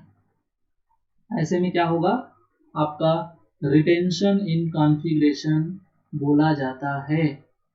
लेकिन जब आपका लो ट्रांस इफेक्ट वाला एल प्राइम लिगेंड है तो वहां पर distorted trigonal bipyramidal geometry exist करता है। मतलब इन लोग तितिर बितिर हो जाते हैं कि कौन एल कहाँ गया, कौन एल कहाँ गया, अरे कहाँ 72 डिग्री 75 डिग्री का एंगल बन रहा है, ये सब मेंटेन करो। और उस चक्कर में ये जो आपका पहले जो एल लिगेंड था जो निकला है, उसका जो खाली जगह चेंज हो जाता है। और जब खाली जगह चेंज हो जाता है तो दैट इज आपका जो इनकमिंग लिगेंड आएगा तो वो इन्वर्जन इन कॉन्फ़िगरेशन जियोमेट्री लेकर के आएगा। दैट इज जो आपका प्रोडक्ट बनेगा उसकी स्टेरियोकेमिस्ट्री क्या होगी, inversion in configuration. Inversion in configuration, और इसको क्या बोलोगे आप, रिटेंशन इन कॉन्फ़िगरेशन। समझ आ रहा है क्या भाई? अरे क्लियर? बहुत इंपॉर्टेंट है, बहुत जगह काम आएगा आपको, कोऑर्डिनेशन में बहुत जगह काम आएगा। ठीक है, मैं यहाँ पर आपको ऐसे ही डिस्कस कर दिया, नहीं तो जनरली मैं इसको ट्रांस इफेक्ट में डिस्कस करता। Electronic and steric effect. Electronic और स्टेरिक इफेक्ट क्या पड़ता है इसके ऊपर देखना। तो डिसोसिएटिव मैकेनिज्म जो होता है ना, ये डिसोसिएटिव मैकेनिज्म वो कौन फेवर करता है, तो एक सिस्टम है D8 और एक सिस्टम है D10 और एक सिस्टम है D6। एक D8 वाला ट्राइगोनल बाइपिरामिडल है और एक D8 वाला टेट्राहेड्रल है और D6 वाला ऑक्टाहेड्रल है। अगर ये तीन कॉम्प्लेक्स आपको दे दिए और आपको पूछ दिया कि बताओ तो किसमें डिसोसिएटिव मैकेनिज्म का रेट ज्यादा होगा, तो किसमें ज्यादा होगा, किसमें ज्यादा होगा भाई, D8 वाले में D10 वाले से ज्यादा होगा और D10 वाले में D6 से ज्यादा होगा। अरे समझ आ रहा है क्या? अब देखो जिसका स्टेरिक इफेक्ट क्या काम कर रहा है, अरे trigonal bipyramidal tetrahedral octahedral, octahedral वाला जो है वो सबसे कम रेट से डिसोसिएटिव मैकेनिज्म शो करेगा D6 octahedral as compared to D10 tetrahedral and ditetrahedral is lower rate about substitution reaction via dissociative mechanism than D8 trigonal bipyramidal conditions. तो ये आपके ऐसी चीजें हैं जो आपको क्वेश्चन सॉल्व करने के टाइम में जब वो आपको रेट वेट पूछ ले कौन ज़्यादा होगा कौन कम होगा तो वहाँ पर ये चीज़ें आपको हेल्प कर सकते हैं। क्लियर है? ये था आपका इलेक्ट्रॉनिक एंड स्टेरिक इफेक्ट और ये था आपका स्टेरियोकेमिस्ट्री एंड ट्रांस इफेक्ट। देखिए अब यहाँ पर in the dissociative mechanism an intermediate of reduced coordination number or more probably a solvent intermediate such as tetrahydrofuran is found। ये एक्चुअली मैं आपको यहाँ पर सॉल्वेंट का क्या इफेक्ट पड़ता है सब्स्टिट्यूशन रिएक्शन में उसको थोड़ा सा यहाँ पर डिस्कस कर दिया है, क्योंकि कभी कभी क्या होता है कि ये जो है ना टेट्राहाइड्रोफ्यूरन डिसोसिएट आपको क्या किसको कर देता है, मतलब डायरेक्टली PR3 पहले नहीं डिसोसिएट, आई मीन जब डिसोसिएशन होता है ना तो वहां पर उसके लिए रिस्पॉन्सिबल PR3 नहीं होता, उसके लिए क्या होता है तब पहले जो है टेट्राहाइड्रोफ्यूरन जुड़ जाता है PR3 के पहले। तो होता क्या है जैसे कि यहाँ पर देखो एक मेटल कार्बोनिल का कॉम्प्लेक्स है, उससे वो अगर उसको टेट्राहाइड्रोफ्यूरन के सॉल्वेंट में मैं यहाँ पर रख रहा हूँ उसको, ठीक है, तो होता क्या है कि जब ये डिसोसिएट होगा तो MCO5 बनेगा और MCO5 जब बनता है तो वहां पर आना तो दूसरे चीज को चाहिए था, लेकिन चूंकि वहां पर सॉल्वेंट में आपका टेट्राहाइड्रोफ्यूरन एज अ सॉल्वेंट यूज हुआ है तो बहुत सारे टेट्राहाइड्रोफ्यूरन का जो है वहां पर क्या है मॉलिक्यूल प्रेजेंट्स है। तो टेट्राहाइड्रोफ्यूरन भी तो ऑक्सीजन के पास लोन पेयर होता है तो वहां पर ये जो है बॉन्डिंग में इन्वॉल्व हो जाता है, कोऑर्डिनेट हो जाता है और कोऑर्डिनेट होकर के टेट्राहाइड्रोफ्यूरन जो है ना मेटल के साथ जो है जुड़ जाता है। दैट इज कैसा इंटरमीडिएट बनता है, सॉल्वेटेड इंटरमीडिएट बोलते हैं इसको, क्या बोलते हैं, सॉल्वेटेड इंटरमीडिएट। जैसे कि H2O किसी के चारों तरफ जुड़ जाता है तो हम उसको क्या बोलते हैं, अरे सॉल्वेशन हो गया यार, यहाँ पर सोडियम आयन का सॉल्वेशन हो गया, सोडियम आयन को पूरा H2O लोग घोल के रख दिए। ठीक, वैसे ही यहाँ पर जो है सॉल्वेंट जो है जाकर के मेटल के साथ जुड़ गया, कोऑर्डिनेट हो गया, तो इसको बोलते हैं सॉल्वेटेड इंटरमीडिएट। इंटरमीडिएट क्यों, क्योंकि ये जो आपका टेट्राहाइड्रोफ्यूरन जो मेटल के साथ जुड़ा रहता है वो काफी वीक होता है और वीक होने के कारण जैसे ही ये जो है आपका फास्फीन के कांटेक्ट में आता है तो फास्फीन जो है इस टेट्राहाइड्रोफ्यूरन को रिप्लेस करके जनरली ये जो है आपका MCO5 PR3 बना लेता है। तो अगर मैं ओवरऑल रिएक्शन अगर देखूं तो ये जो आपका मेटल कार्बोनिल का सिक्स्थ वाला आपका जो कार्बोनिल है वो रिप्लेस हो गया PR3 से। अब हमको यहाँ पर ध्यान देने वाली बात यह है कि इसमें जो है आपका टेट्राहाइड्रोफ्यूरन जो है एक इंटरमीडिएट दैट इज एक sixth membered intermediate that is solvated intermediate आपको ऑब्जर्व होता है। तो सॉल्वेंट का क्या इफेक्ट पड़ता है करके आपको यहाँ पर क्वेश्चन पूछ सकता है। जैसे इसी को मैं और अच्छे तरीके, क्योंकि यहाँ पर एसोसिएट हुआ है और इसको जब मैं आपको एसोसिएशन मैकेनिज्म पढ़ाऊंगा ना तो वहाँ पर एसोसिएशन मैकेनिज्म में इतने अच्छे तरीके से हम इसको पढ़ेंगे कि सॉल्वेंट का सॉल्वेंट प्रेसिपिटेशन क्या होता है, सॉल्वेंट का कैसे वहाँ पर एसोसिएशन हो जाता है, वहाँ पर और अच्छे तरीके से इसको हम डिस्कस करेंगे। और ये जहाँ पर जो एम है ये आपका टेंडेंसी किसमें पाया जाता है, जहाँ मेटल जो है आपका 6 कार्बोनिल आपका हेक्सा कोऑर्डिनेटेड कार्बोनिल बनाता है, जैसे कि क्रोमियम, मोलिब्डेनम और understand that is chromium group का जो मेंबर है वो आपका जब हेक्सा कोऑर्डिनेटेड कॉम्प्लेक्स बनाता है तो उनका जब टेट्राहाइड्रोफ्यूरन के सॉल्वेंट में जब रिएक्शन कराया जाता है तो ये आपका इंटरमीडिएट ऑब्जर्व होता है। यहाँ पर देखो ये इन चीजों को जो मैं बोला उसी को लिख दिया हूँ कि since tetrahydrofuran is weakly only a sigma donor ligand, तो वहाँ पर कोई बैक बॉन्डिंग नहीं होती और बैक बॉन्डिंग नहीं होती तो वहाँ पर ये जो है आपका सिर्फ मिनिमाइज करता है आपका जो है electron density on metal, it donates its extra electron to CO by back bonding. तो यहाँ पर वो सामने वाले के बैक बॉन्डिंग को बढ़ा देते हैं। हम पहले भी पढ़ रहे थे कि इनकमिंग जो अदर लिगेंड्स का क्या इफेक्ट पड़ता है बैक बॉन्डिंग में, तो कोई पीछे से आपका सपोर्टिंग लिगेंड है जो सिर्फ आपका सिग्मा डोनेशन का काम कर रहा है तो मेटल पर इलेक्ट्रॉन डेंसिटी बढ़ जाती है और वो सामने तरफ जो है और अच्छे तरीके से बैक बॉन्डिंग करता है। ठीक है, तो ये सभी चीजें मैं तो पहले ही डिस्कस कर चुका हूँ। तो इसके कारण जो आपका क्या होता है, जो आपका टेट्राहाइड्रोफ्यूरन के जस्ट सामने वाला ट्रांस वाला जो आपका मेटल कार्बोनिल बॉन्ड होता है वो बहुत स्ट्रांग हो जाता है, और जैसे ये वाला ज़्यादा स्ट्रांग होगा तो ऑब्वियसली उसका सामने वाला जो आपका मेटल टेट्राहाइड्रोफ्यूरन जो बॉन्ड है वो आपका बहुत वीक हो जाता है, जिसके कारण ये ब्रेक हो जाता है और फाइनली जो है PR3 जो है मेटल के साथ जुड़ जाता है। ठीक है, और हम पूरा अगर रिएक्शन को अगर आपको एनालाइज करें तो हमको यही मिलता है कि एक कार्बोनिल का PR3 से सब्स्टिट्यूशन हुआ है। क्लियर है?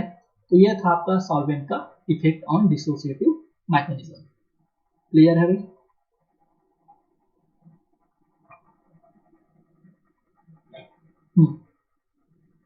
चलिए आगे बढ़ते हैं। देखिए अब बात करते हैं, कोई लिगेंड है जैसे कि एक Lewis base, ligand like a Lewis base, जैसे कि हम बात करें ओलिफिन हो गया, एरिन्स हो गया, उसको ना थर्मली भी आप क्या कर सकते हैं, सब्स्टिट्यूट कर सकते हैं मेटल कार्बोनिल से। क्यों? क्योंकि जैसे कि एक जो लुईस बेस लिगेंड होते हैं जैसे कि ओलिफिन, एरिन्स, जैसे कि आपका एसीटोनाइट्राइल, टेट्राहाइड्रोफ्यूरिन, अभी तो पिछले एग्जांपल में आपको यही बता रहा था कि ये वीक बॉन्डिंग करता है, और आपका ये आपका ट्राइक्लोरो मीथेन, ठीक है, और नार बोरानाडाइन, एनबीडी जिसको बोलते हैं, सीओटी साइक्लोऑक्टाटेट्राइन, साइक्लोऑक्टाडाइन, ये जो है ना ये आपका सीओ के रिमूवल को आपको ना वो करता है, मतलब बहुत आसानी से ये जो आपके लिगेंड है ये जो है एक प्रकार से अगर ये बोला जाए कि फैसिलिटेट करते हैं, मतलब इसके सीओ के रिमूवल को। और कैसे करते हैं? By stabilising the coordinatively unsaturated intermediate before they are themselves replace. मतलब ये जो आपके सीओ को आगे एग्जांपल में आप देखोगे, सीओ को रिप्लेस करके ये खुद क्या कर लेते हैं, जुड़ जाते हैं। जैसे अभी पिछले एग्जांपल में वही तो हो रहा था कि टेट्राहाइड्रोफ्यूरन एक सीओ के जगह जाके जुड़ा, लेकिन खुद ऐसे जुड़ा कि खुद वीक बॉन्डिंग कर रहा था, तो कोई दूसरा आया तो फिर उसको रिप्लेस कर दिया। तो अल्टीमेटली अगर देखा जाए तो ये सीओ को निकालने का ही तो काम किया, इस सीओ के रिमूवल को वो और इंकरेज कर रहा है। ठीक है भाई? तो देखो जैसे कि एक एग्जांपल है, यहाँ पर FeCO5 है, आपका जो है आपका बाइपिरामिडल, ट्राइगोनल बाइपिरामिडल ज्योमेट्री जिसमें ट्राइगोनल मोशन पाया जाता है, कल हम डिस्कस कर रहे थे, वो आयरन का एक कॉम्प्लेक्स है। वहां पर COD साइक्लोऑक्टाडाइन, तो साइक्लोऑक्टाडाइन आगे मैं दिखाऊंगा इसको। आपको पता है कि साइक्लोऑक्टाडाइन में दो ठो आपका, इसके जब मैं लिगेंड पढ़ा रहा था वहां पर डिस्कस किए हैं कि दो ठो डबल बॉन्ड होते हैं और दोनों तरफ से जब ये जुड़ेगा eta2 और eta2 से, तो eta2 से आपका जैसे कि इसको मैं थोड़ा सा, आज का लेक्चर लंबा जाएगा, अभी थोड़ा सा पेशेंस बना के रखें। ठीक है, तो COD जैसे कि ये आपका डबल बॉन्ड, ये आपका डबल बॉन्ड, तो एक तरफ से ये eta2 से जुड़ेगा, ये एक तरफ से eta2 से जुड़ेगा।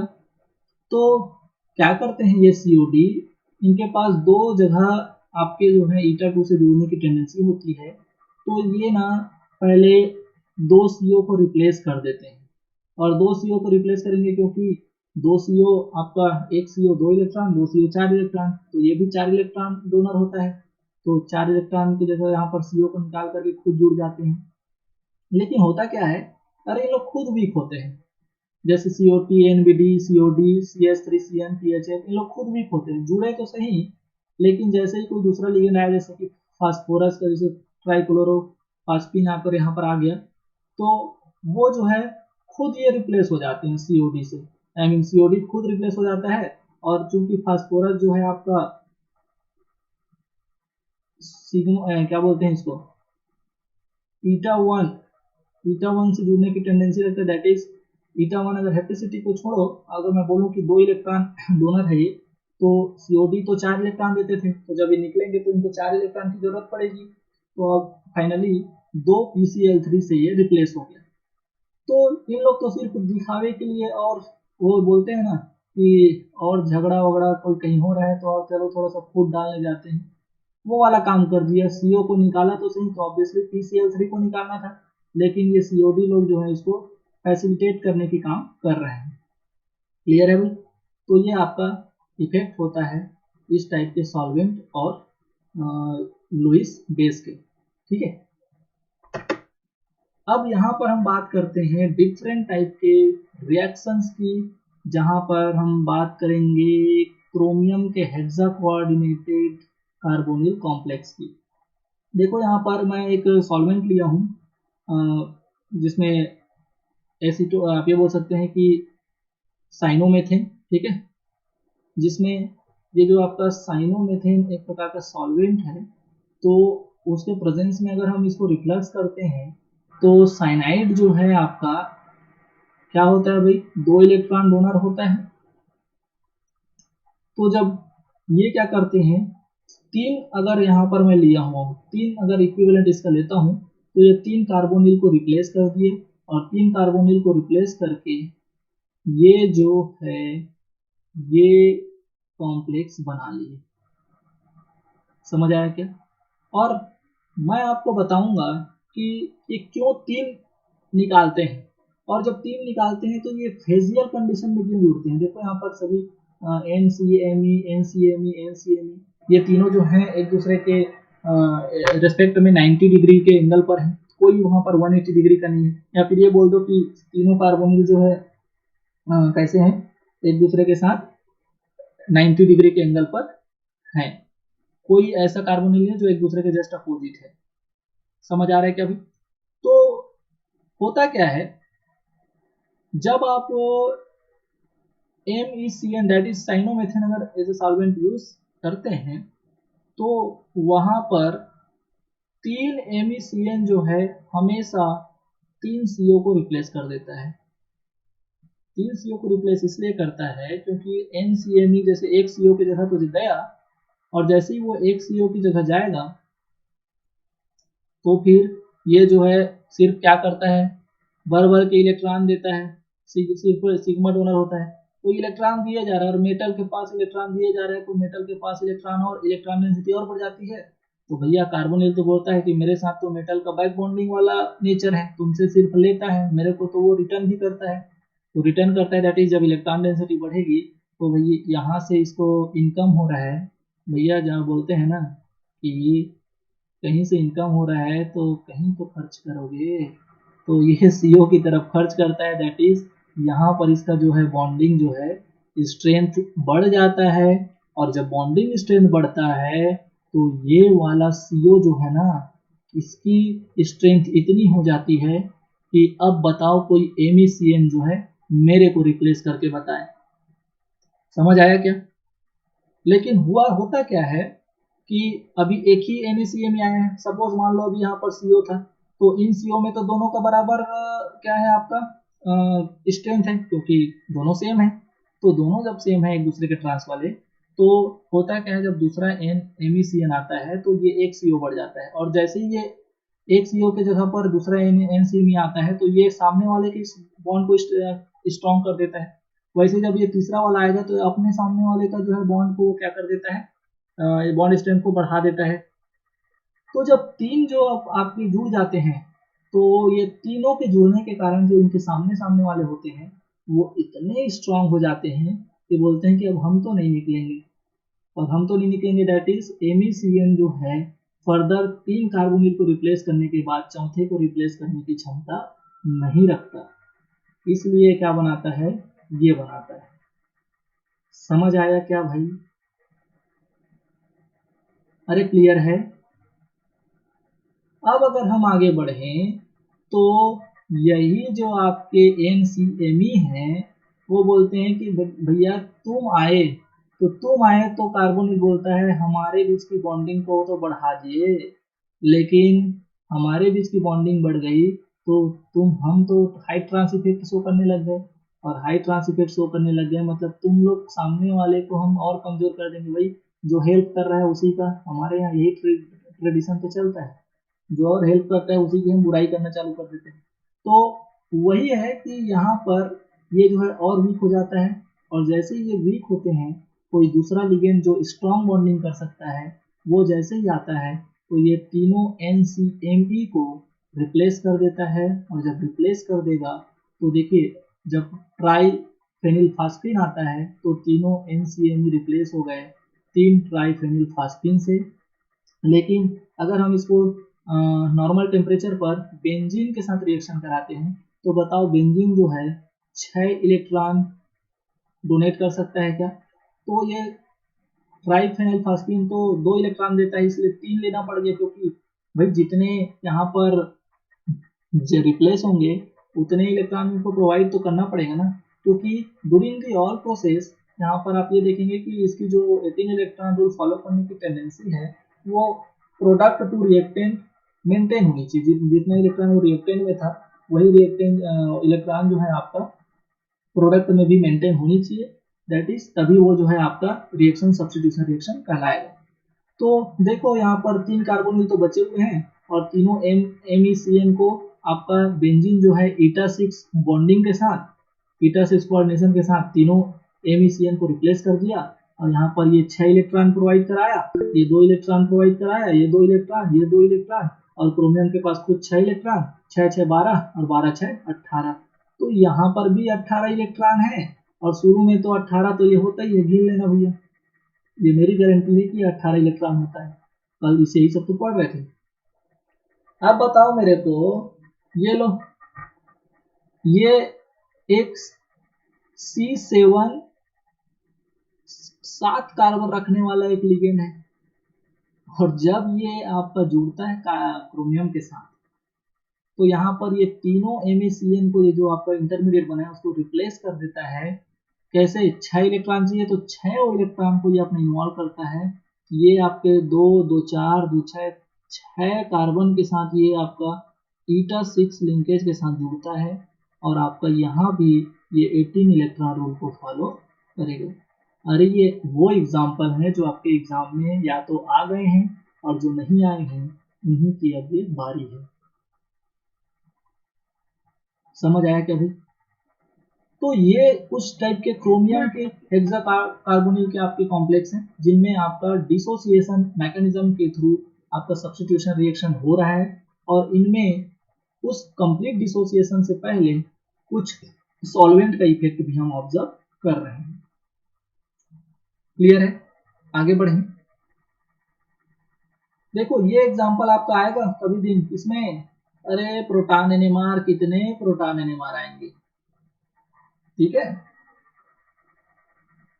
क्यों? क्योंकि देखो यहाँ पर ये अलग प्रोटॉन, यहाँ के अलग प्रोटॉन, तो इनका एक अलग ही क्या बोलते हैं उसको, वैल्यू है भी क्वेश्चन के मामले में। हम यहाँ भी आ सकते हैं, हम वहां भी आ सकते हैं, ठीक है? चलो आगे बढ़ते हैं। नेक्स्ट है, ये लीजिए, वो नार बोराडिन NBD वगैरह जो पढ़ रहे थे वही सब तो है। तो होता क्या है, आपको करना कुछ नहीं है, जब ऐसे लोग दिखेंगे ना रिएक्शन कराते टाइम क्या करना, कौन कहाँ से इलेक्ट्रॉन दे सकता है यार, ये 2 इलेक्ट्रॉन यहाँ से eta2 करके जुड़ सकता है, ये लो ये जुड़ा है, यहाँ से जुड़ा है और ये eta2 से यहाँ से जुड़ा है, तो हमको करना क्या है, अरे 2 इलेक्ट्रॉन की जगह एक कार्बोनिल निकालो और 2 इलेक्ट्रॉन के बदले दूसरा कार्बोनिल निकालो, 2 कार्बोनिल को निकाल दो और उसके जगह में इसको इस तरह से जोड़ दो। समझ आया क्या? वैसे ही अब क्या करेगा, अरे इन लोग तो ऐसे इतना स्ट्रेन बल्कि ग्रुप लेकर के आ रहे हैं, इतने बड़े हैं, इतना कौन बढ़िया सा कार्बोनिल के साथ जुड़ा था, हल्का हल्का बढ़िया सा, हाथ पैर हल्का है और इतना मोटाई अगर हो जाएगा है तो बल्कि ग्रुप है तो ऐसा भारी भारी नहीं लगेगा, कहाँ से इनका बोझ उठा के चलते रहोगे। तो होता क्या है कि जैसे ही इनको अपना ऑप्शन मिलता है, अरे नहीं ये बल्कि को हटाओ रे, कोई आपका लाइट वाला जो आपका लिगेंड है वो आ रहा है, तो तुरंत ये रिप्लेस होते हैं और यहाँ पर eta2 के जगह में एक फास्फीन और दूसरे eta2 के जगह में दूसरा फास्फीन जो है आकर के जुड़ जाता है।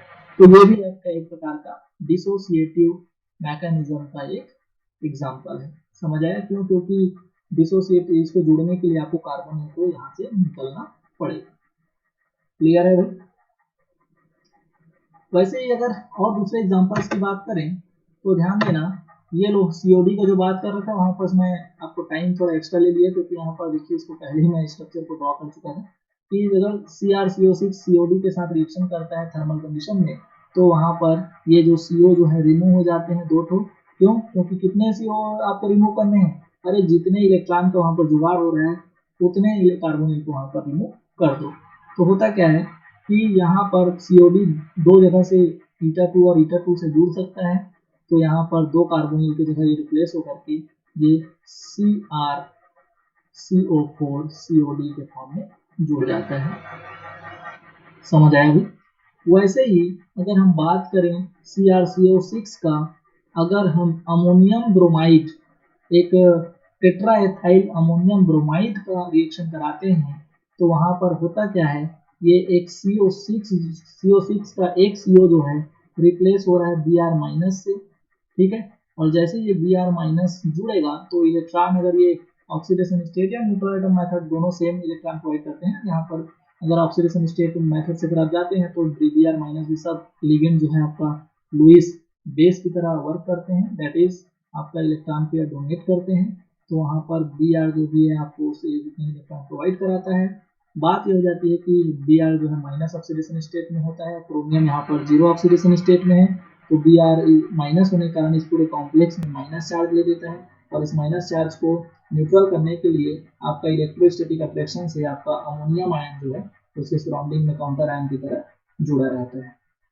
तो यहाँ भी देखें अगर, तो CO जो है रिप्लेस हो गया है ब्रोमीन से, तो it is kind of dissociative mechanism. Clear है?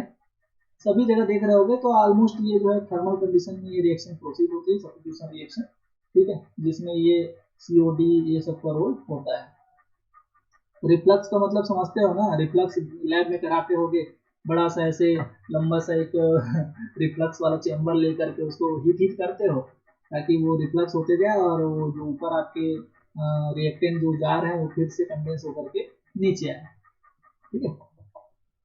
आगे बढ़ते हैं। DMPE एक प्रकार का एक लिगेंड है ये, ठीक है, जिसकी आपका डोनर साइड कितने होते हैं, 2 डोनर साइड होते हैं।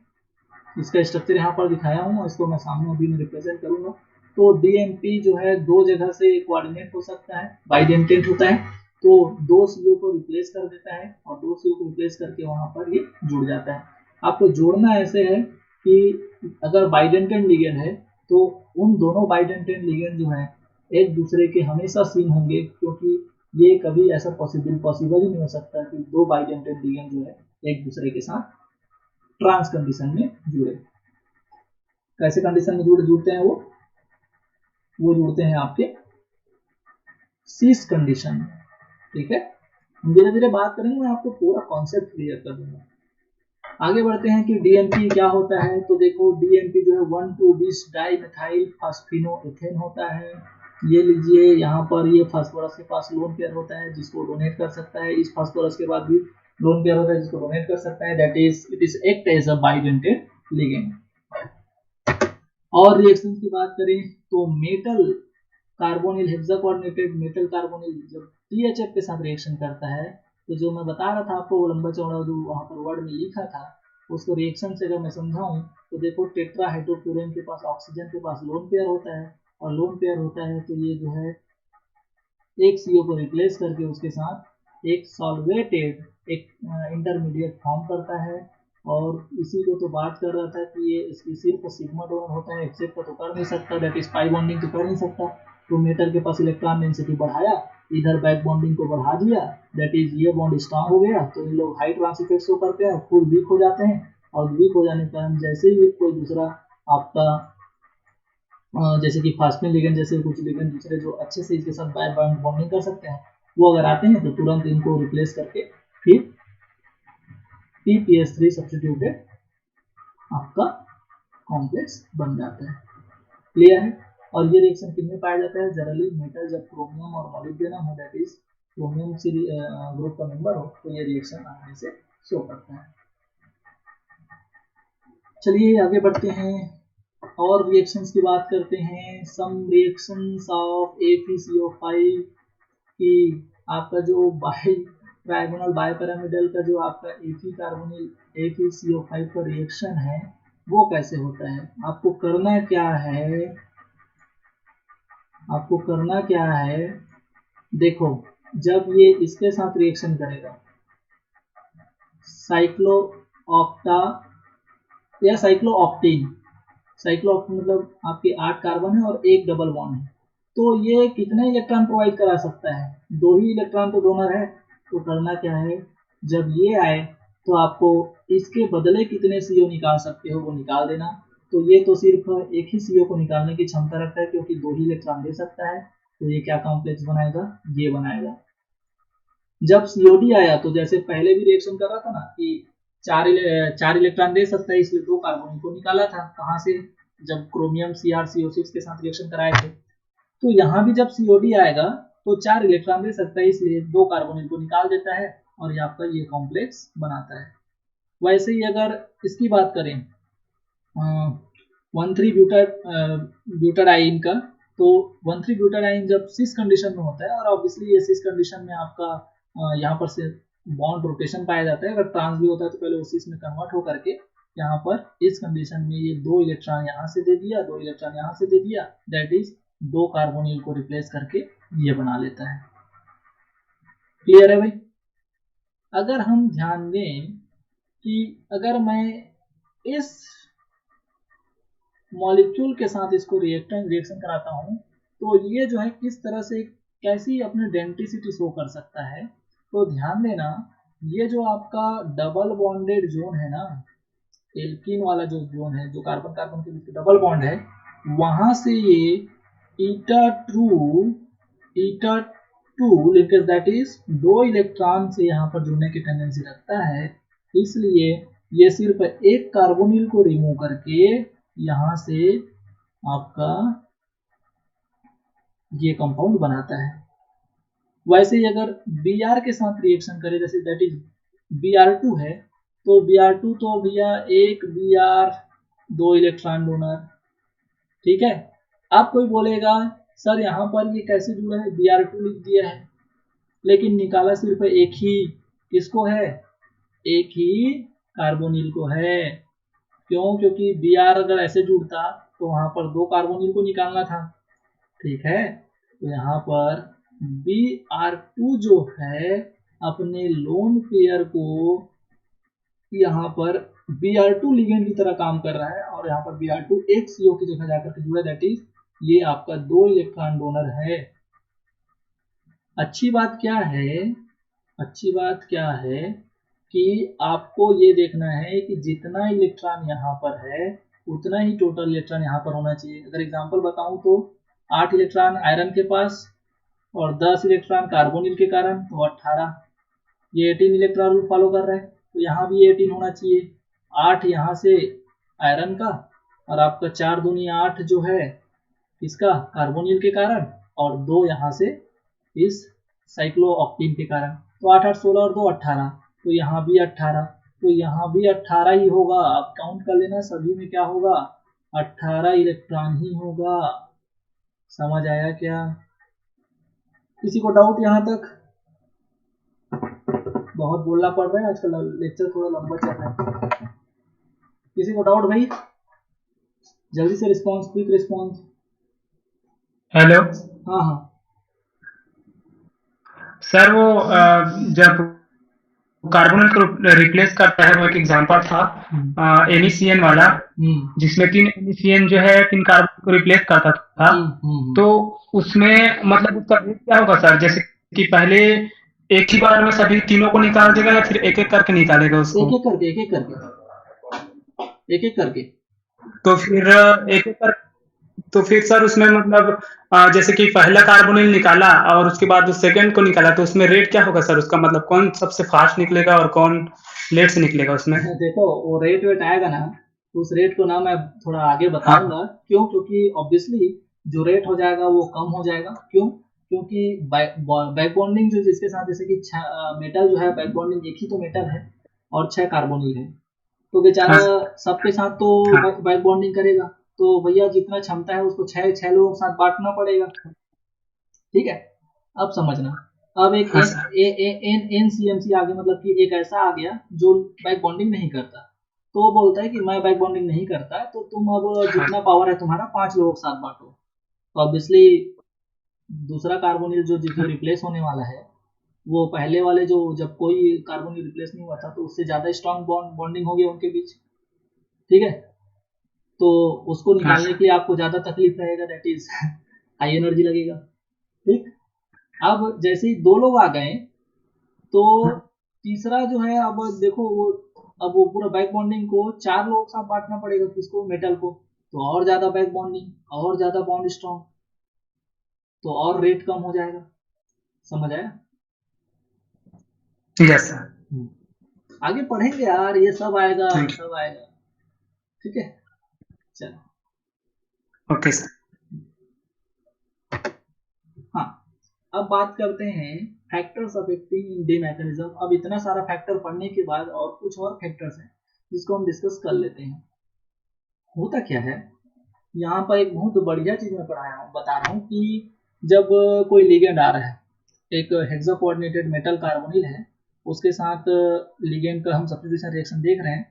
तो जैसे आप बात कर रहे थे कि पहला लिगेंड आया तो ये जुड़ गया, अब दूसरा जो है CO जाएगा तो दूसरा लिगेंड जुड़ा, तीसरा CO जाएगा तो तीसरा लिगेंड जुड़ा। तो होता क्या है यहाँ पर, ये एक कंडीशन होता है जब ये पूरे जितने लिगेंड हैं वो फेसियल कॉन्फ़िगरेशन में अरेंज हो, दैट इज सभी लिगेंड के बीच जो है आपका सिंगल लिगेंड के बीच आपका 90 डिग्री का एंगल हो। लेकिन देखो यहाँ पर ये जो है ऐसा कंडीशन है जिसमें दो सेम लिगेंड जो है एक दूसरे के जस्ट अपोजिट 180 डिग्री पे हैं, जैसे कि कार्बोनिल को भी ले लो और दो लिगेंड को भी ले लो। तो यहाँ पर जब ये 180 डिग्री का कोई भी एक भी अगर सेम लिगेंड 180 डिग्री पर हो तो उसको बोलते हैं मेरिडियल कन्फिगरेशन, और ये होता है आपका फेसियल।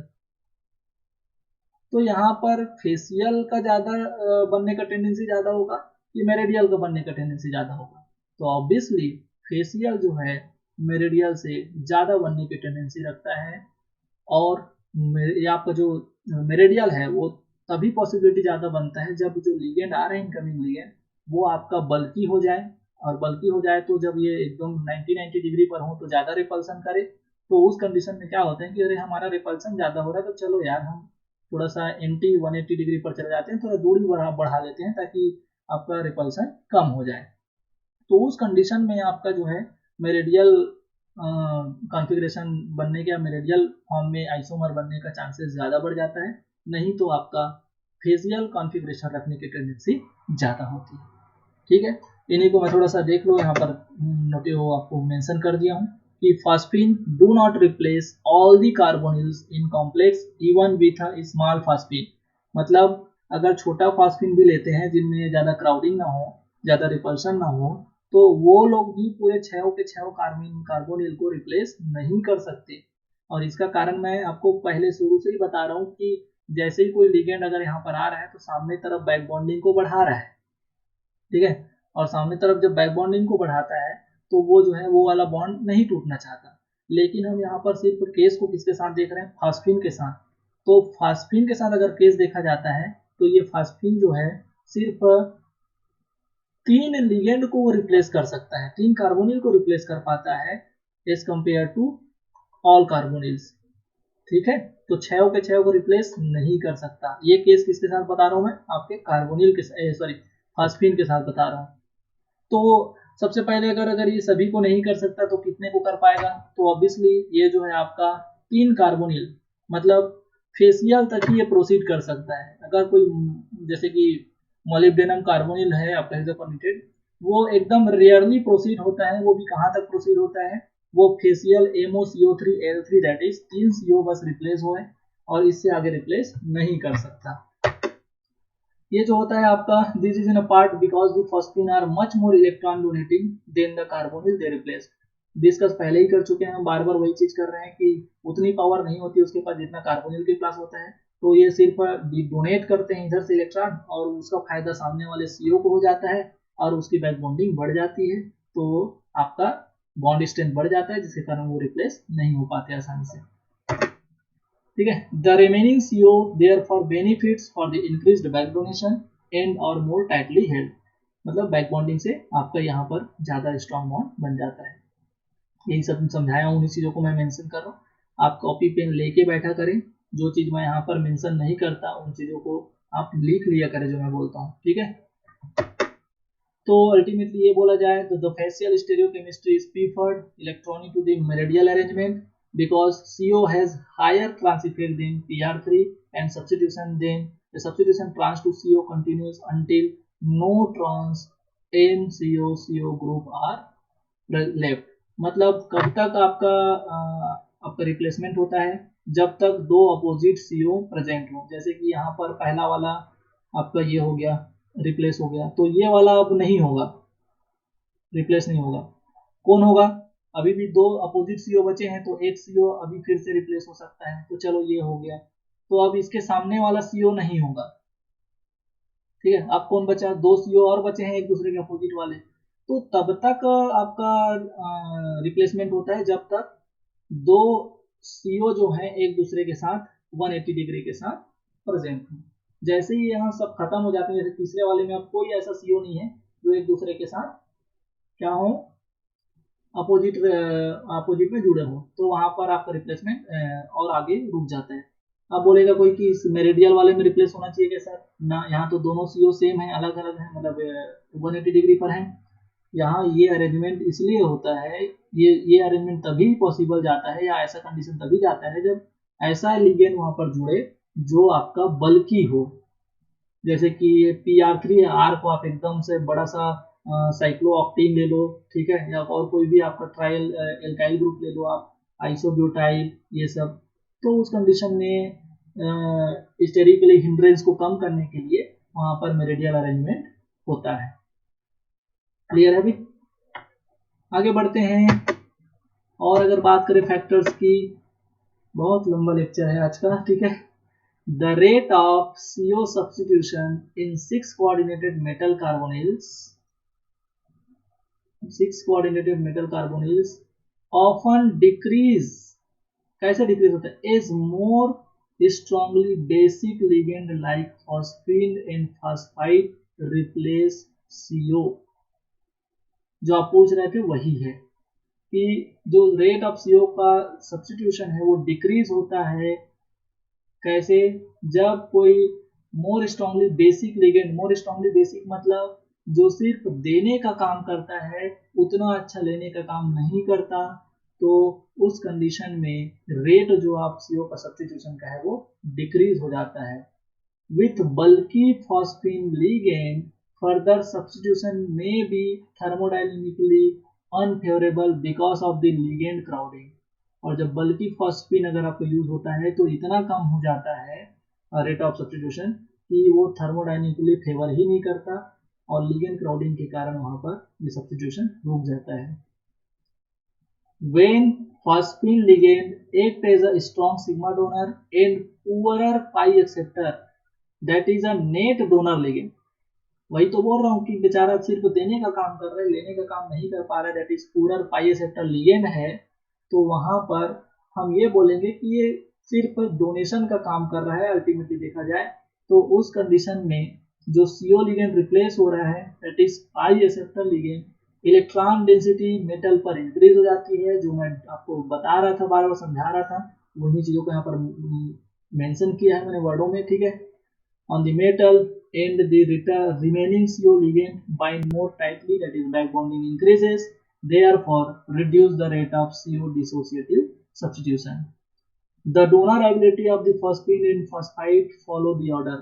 अब हम यहाँ पर थोड़ा सा ऑर्डर को डिस्कस कर लेते हैं कि ये जब कौन सा फॉस्फीन होगा तो इसका डोनेशन पावर ज्यादा होगा। देखिए PPF3, POAR3 और POR3, PAR3 एरोमेटिक है, और ये PR3, इनमें जो है PR3 का डोनेशन पावर सबसे ज्यादा होगा, ठीक है। दैट इज ये सामने वाले CO के साथ और बैक बॉन्डिंग को बढ़ा देंगे तो वहां पर CO के रेट को, सब्स्टिट्यूशन के रेट को और कम कर देंगे। समझ आया क्या भाई? तो देखेंगे अगर, तो यहाँ पर R जो है सिर्फ प्लस आई इफेक्ट डालता है, तो इसका सिग्मा डोनेशन पावर बढ़ रहा है। वैसे ही अगर इधर लास्ट देखें PF3, तो फ्लोरीन का इलेक्ट्रोनेगेटिविटी ज्यादा होता है, माइनस आई इफेक्ट डाल रहा है, इसलिए इसका सिग्मा डोनेशन पावर कम है। तो मैं तो इन सबको पहले डिस्कस कर चुका हूँ कि किसकी सिग्मा डोनरेबिलिटी हाई होगी, किसकी सिग्मा डोनरेबिलिटी कम होगी। समझ आ रहा है क्या भाई? ठीक है। तो जितना ज्यादा सिग्मा डोनेशन एबिलिटी बढ़ेगा, उतना ही ज्यादा सामने वाला CO का बैक बॉन्डिंग बढ़ेगा, और जितना ज्यादा CO का बैक बॉन्डिंग बढ़ेगा उतना ही आपका सब्स्टिट्यूशन रिएक्शन का रेट जो है डिक्रीज होगा। सब्स्टिट्यूशन ऑफ रेट का डिक्रीज होगा। तो मैं यहाँ पर एक कॉन्सेप्ट लिख दूं क्या कि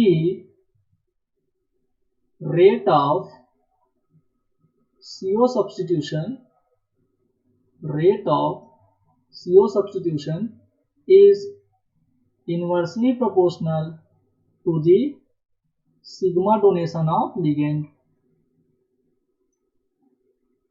Sigma donation of only sigma donor ligand.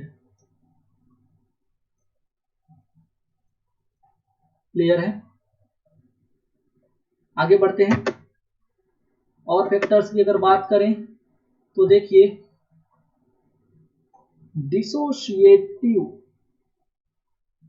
Dissociation of ligand is accelerated.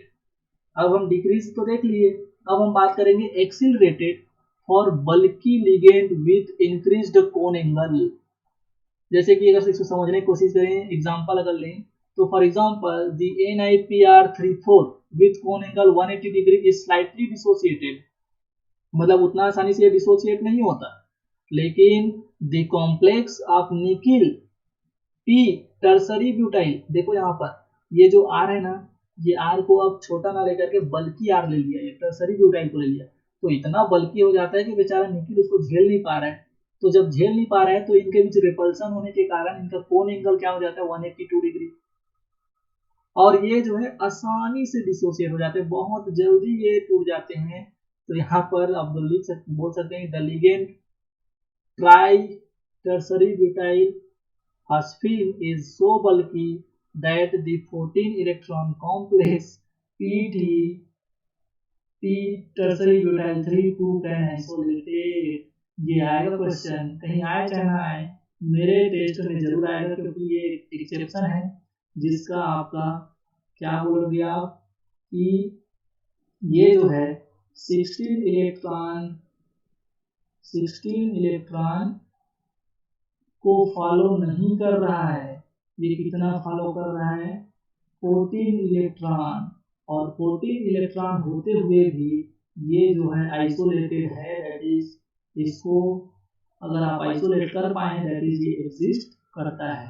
और ये क्यों ऐसा एग्जिस्ट कर रहा है, क्योंकि अगर इसको मैं 16 या 18 इलेक्ट्रॉन का लेके जाता हूँ, क्योंकि प्लैटिनम जो है 16 इलेक्ट्रॉन स्क्वायर में कॉम्प्लेक्स बनाता है करके, तो ये इतना बल्कि है ब्यूटाइल टर्सरी ब्यूटाइल कि इनका कोन एंगल काफी बढ़ जाता है, रिपल्सन काफी बढ़ जाता है, और वो जो है आसानी से डिसोसिएट होकर के 14 इलेक्ट्रॉन में कन्वर्ट हो जाते हैं।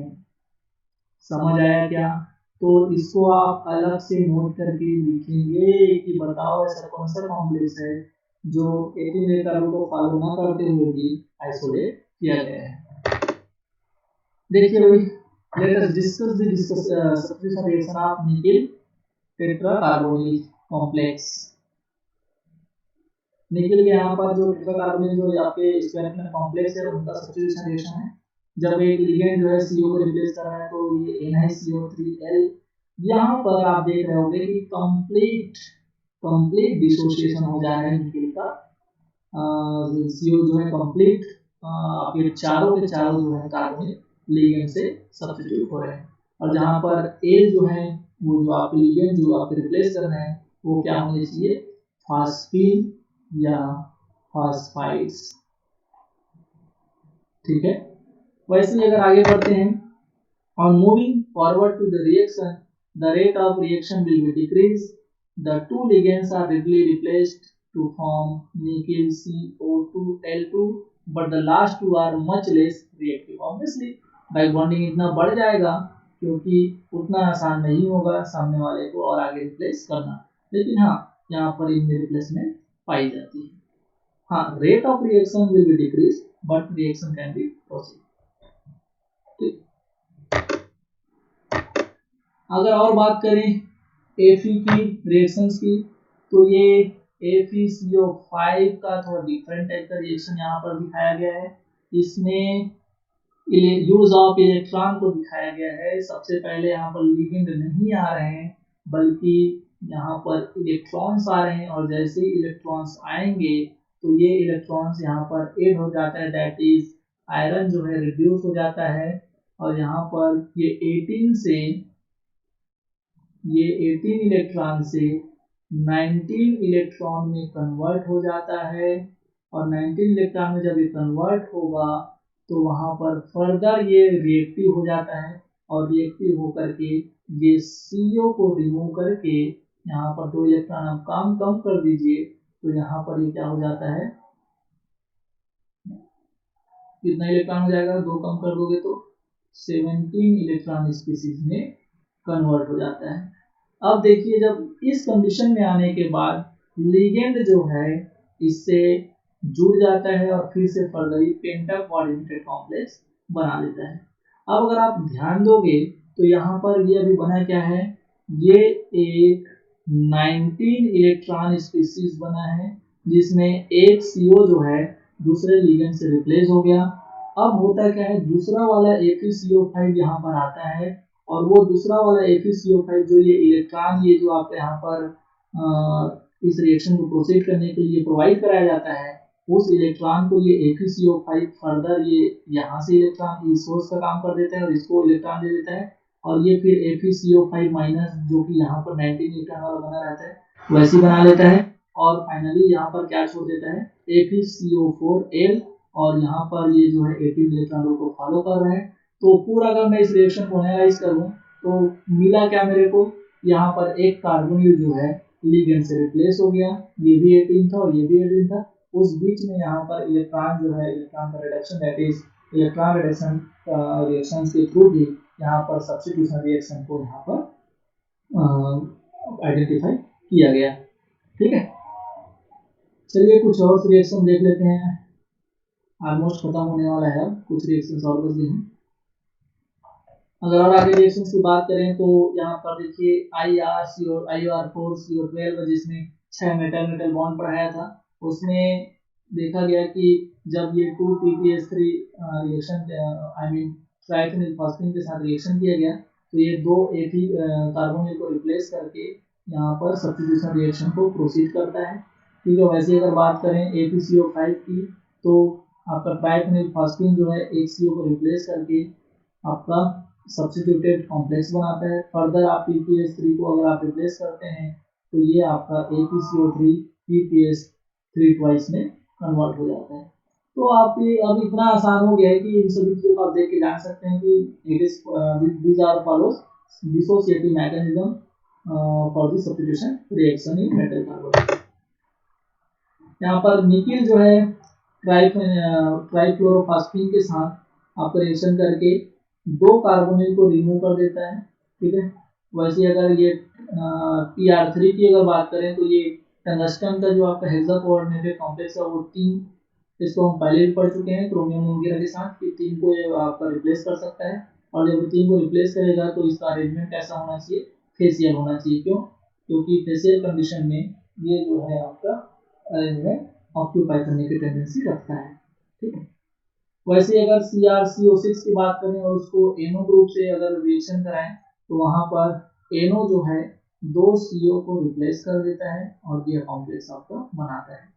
बात यहाँ पर ये आनी चाहिए कि यहाँ पर बताओ कि NO जो है किस फॉर्म में जुड़ रहा है, दैट इज जब ये आपका रिएक्शन NO रिएक्शन कर रहा है क्रोमियम के CrCO6 के साथ तो वो जो है बेंड फॉर्म में है कि लीनियर फॉर्म में है। कौन बताएगा भाई, कौन बताएगा कि यहाँ पर लास्ट वाले एग्जांपल में NO जो है लीनियर फॉर्म में कोऑर्डिनेट होता है कि बेंड फॉर्म में? लीनियर से। इसमें लीनियर और क्यों?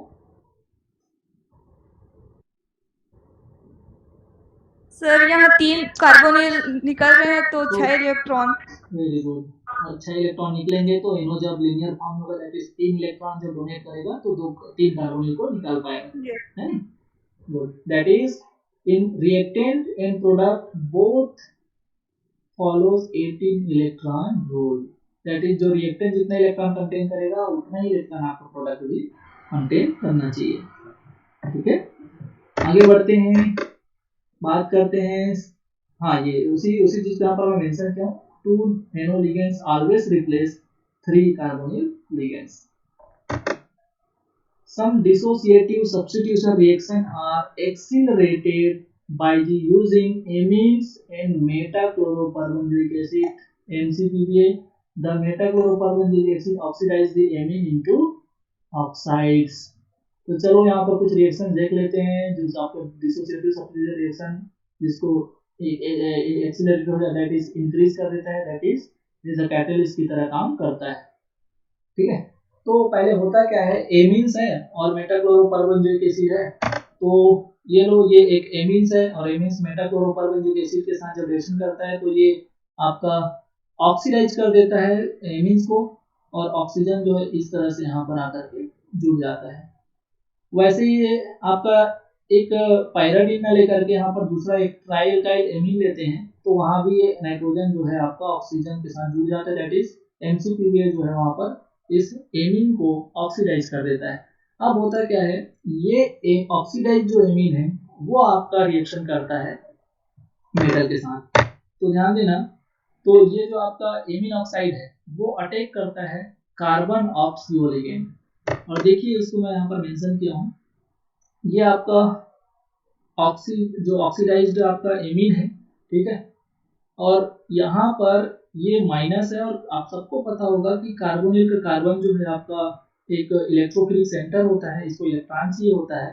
तो यहाँ पर जैसे ही ये अटैक करेगा इधर, वो आपका ये वाला जो है, ये वाला बॉन्ड जो है मेटल की तरफ शिफ्ट हो जाता है और मेटल की तरफ जब शिफ्ट हो जाएगा तो यहाँ पर ये ऑक्सीजन माइनस यहाँ से जुड़ जाएगा। तो देखो यहाँ पर कार्बन ऑक्सीजन लिंकेज हो गया और ये आप मेटल पर माइनस चार्ज आ गया। ठीक है, अब होता क्या है, ये जब आपका नाइट्रोजन वाला जो है आपका ऑक्सीजन जो है वो कंडीशन जब ऐसा हो कि CO2 निकलने की जब टेंडेंसी आती है तो CO2 gas are highly stable और स्टेबल होने के कारण जब पॉसिबिलिटी हो कि CO2 गैस निकले इस रिएक्शन से तो वहां पर डिकार्बोक्सिलेशन रिएक्शन हो जाता है और CO2 गैस बाहर निकल जाती है। तो उस कंडीशन में ना ये आपका जो है CO2 देखो यहाँ से ये वाला बॉन्ड ये आपका इधर आएगा तो इसमें माइनस, और ऑक्सीजन देखिए यहाँ पर ये ऑक्सीजन जो है ये वाला बॉन्ड जो है आपका ये पूरा शिफ्ट होकर के यहाँ पर आएगा तो आपका यहाँ पर ये लिंकेज और यहाँ पर ये लिंकेज, मतलब CO2 बाहर हुआ और मेटल के साथ सीधा ये एमीन जाकर के जुड़ गया। तो फाइनली अगर मैं ये बोलूँ कि सीधा एमीन का रिएक्शन करा देते हैं मेटल के साथ तो वहां पर ये जो है आपका जुड़ जाता है, ये मतलब मेटल जो है आसानी से मेटल के साथ ये एमीन जुड़ जाता।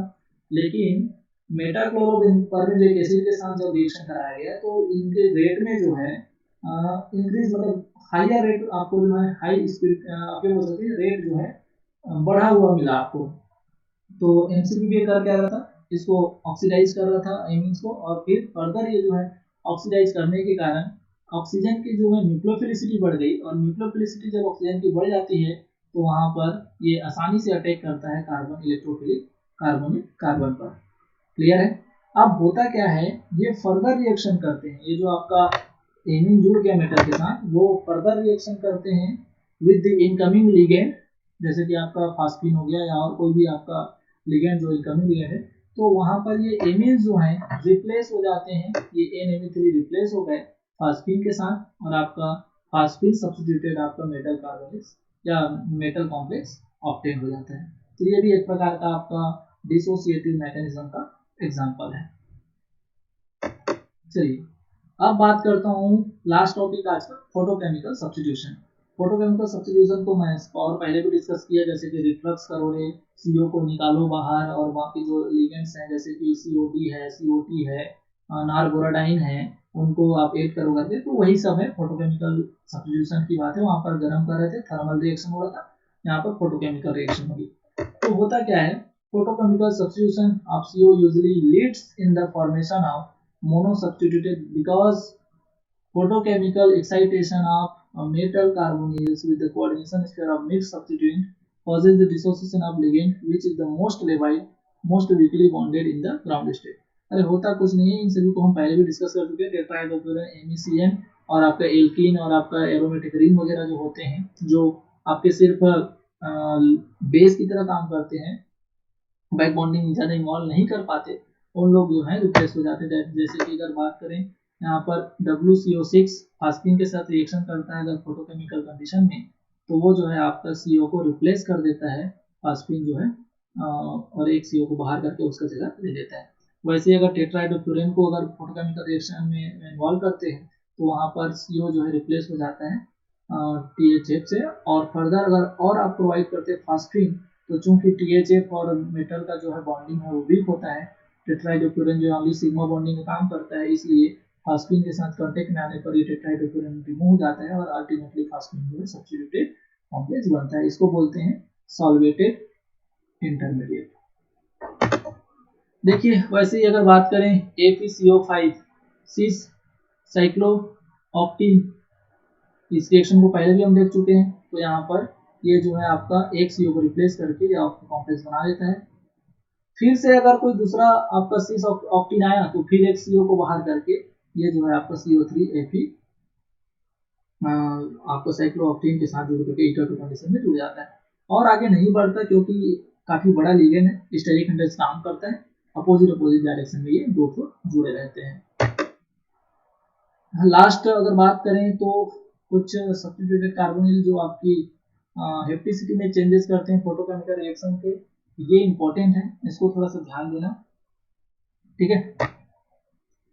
यहाँ पर देखो 18 इलेक्ट्रॉन रूल पर काउंट करो कि 18 इलेक्ट्रॉन रूल ये फॉलो कर रहे हैं कि नहीं।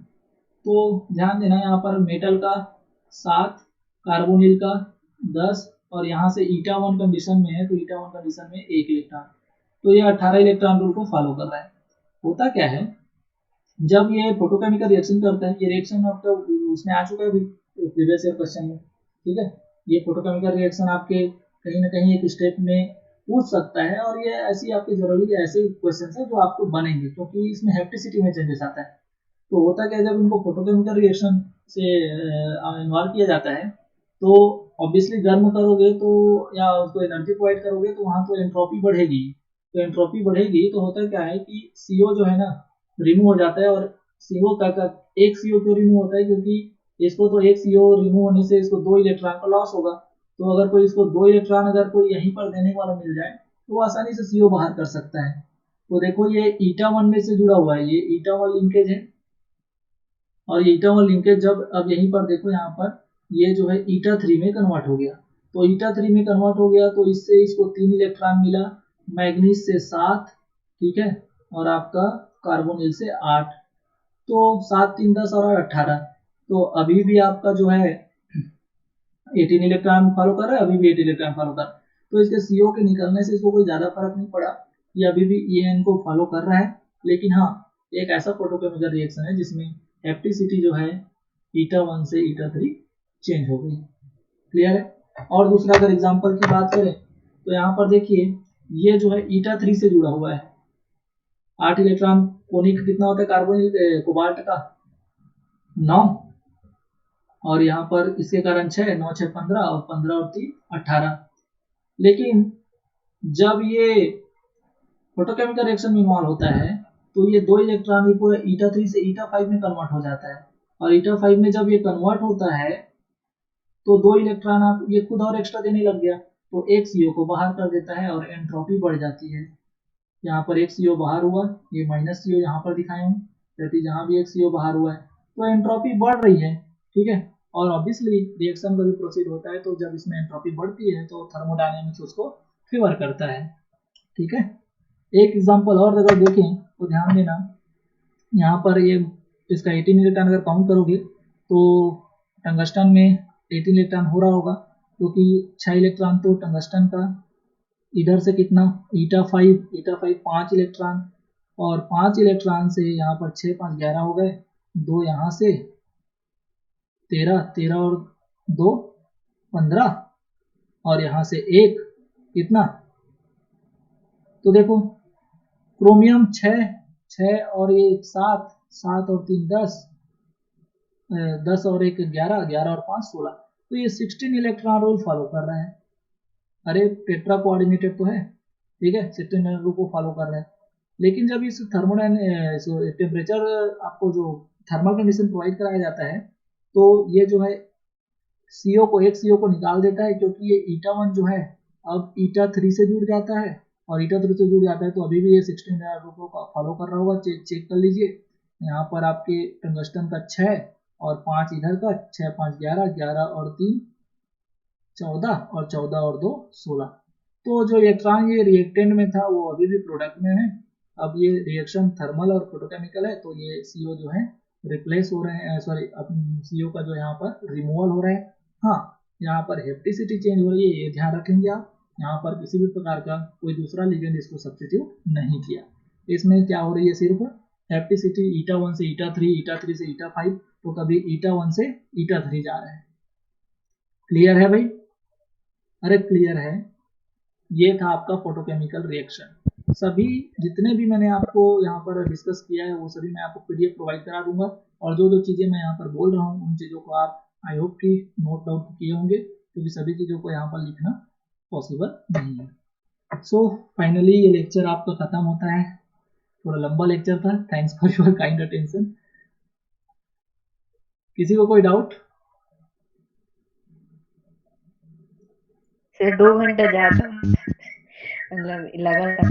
एक्चुअली मेरा मकसद ये था कि मैं पूरा लेक्चर डिसोसिएटिव मैकेनिज्म को आपको कंप्लीट करा दूं,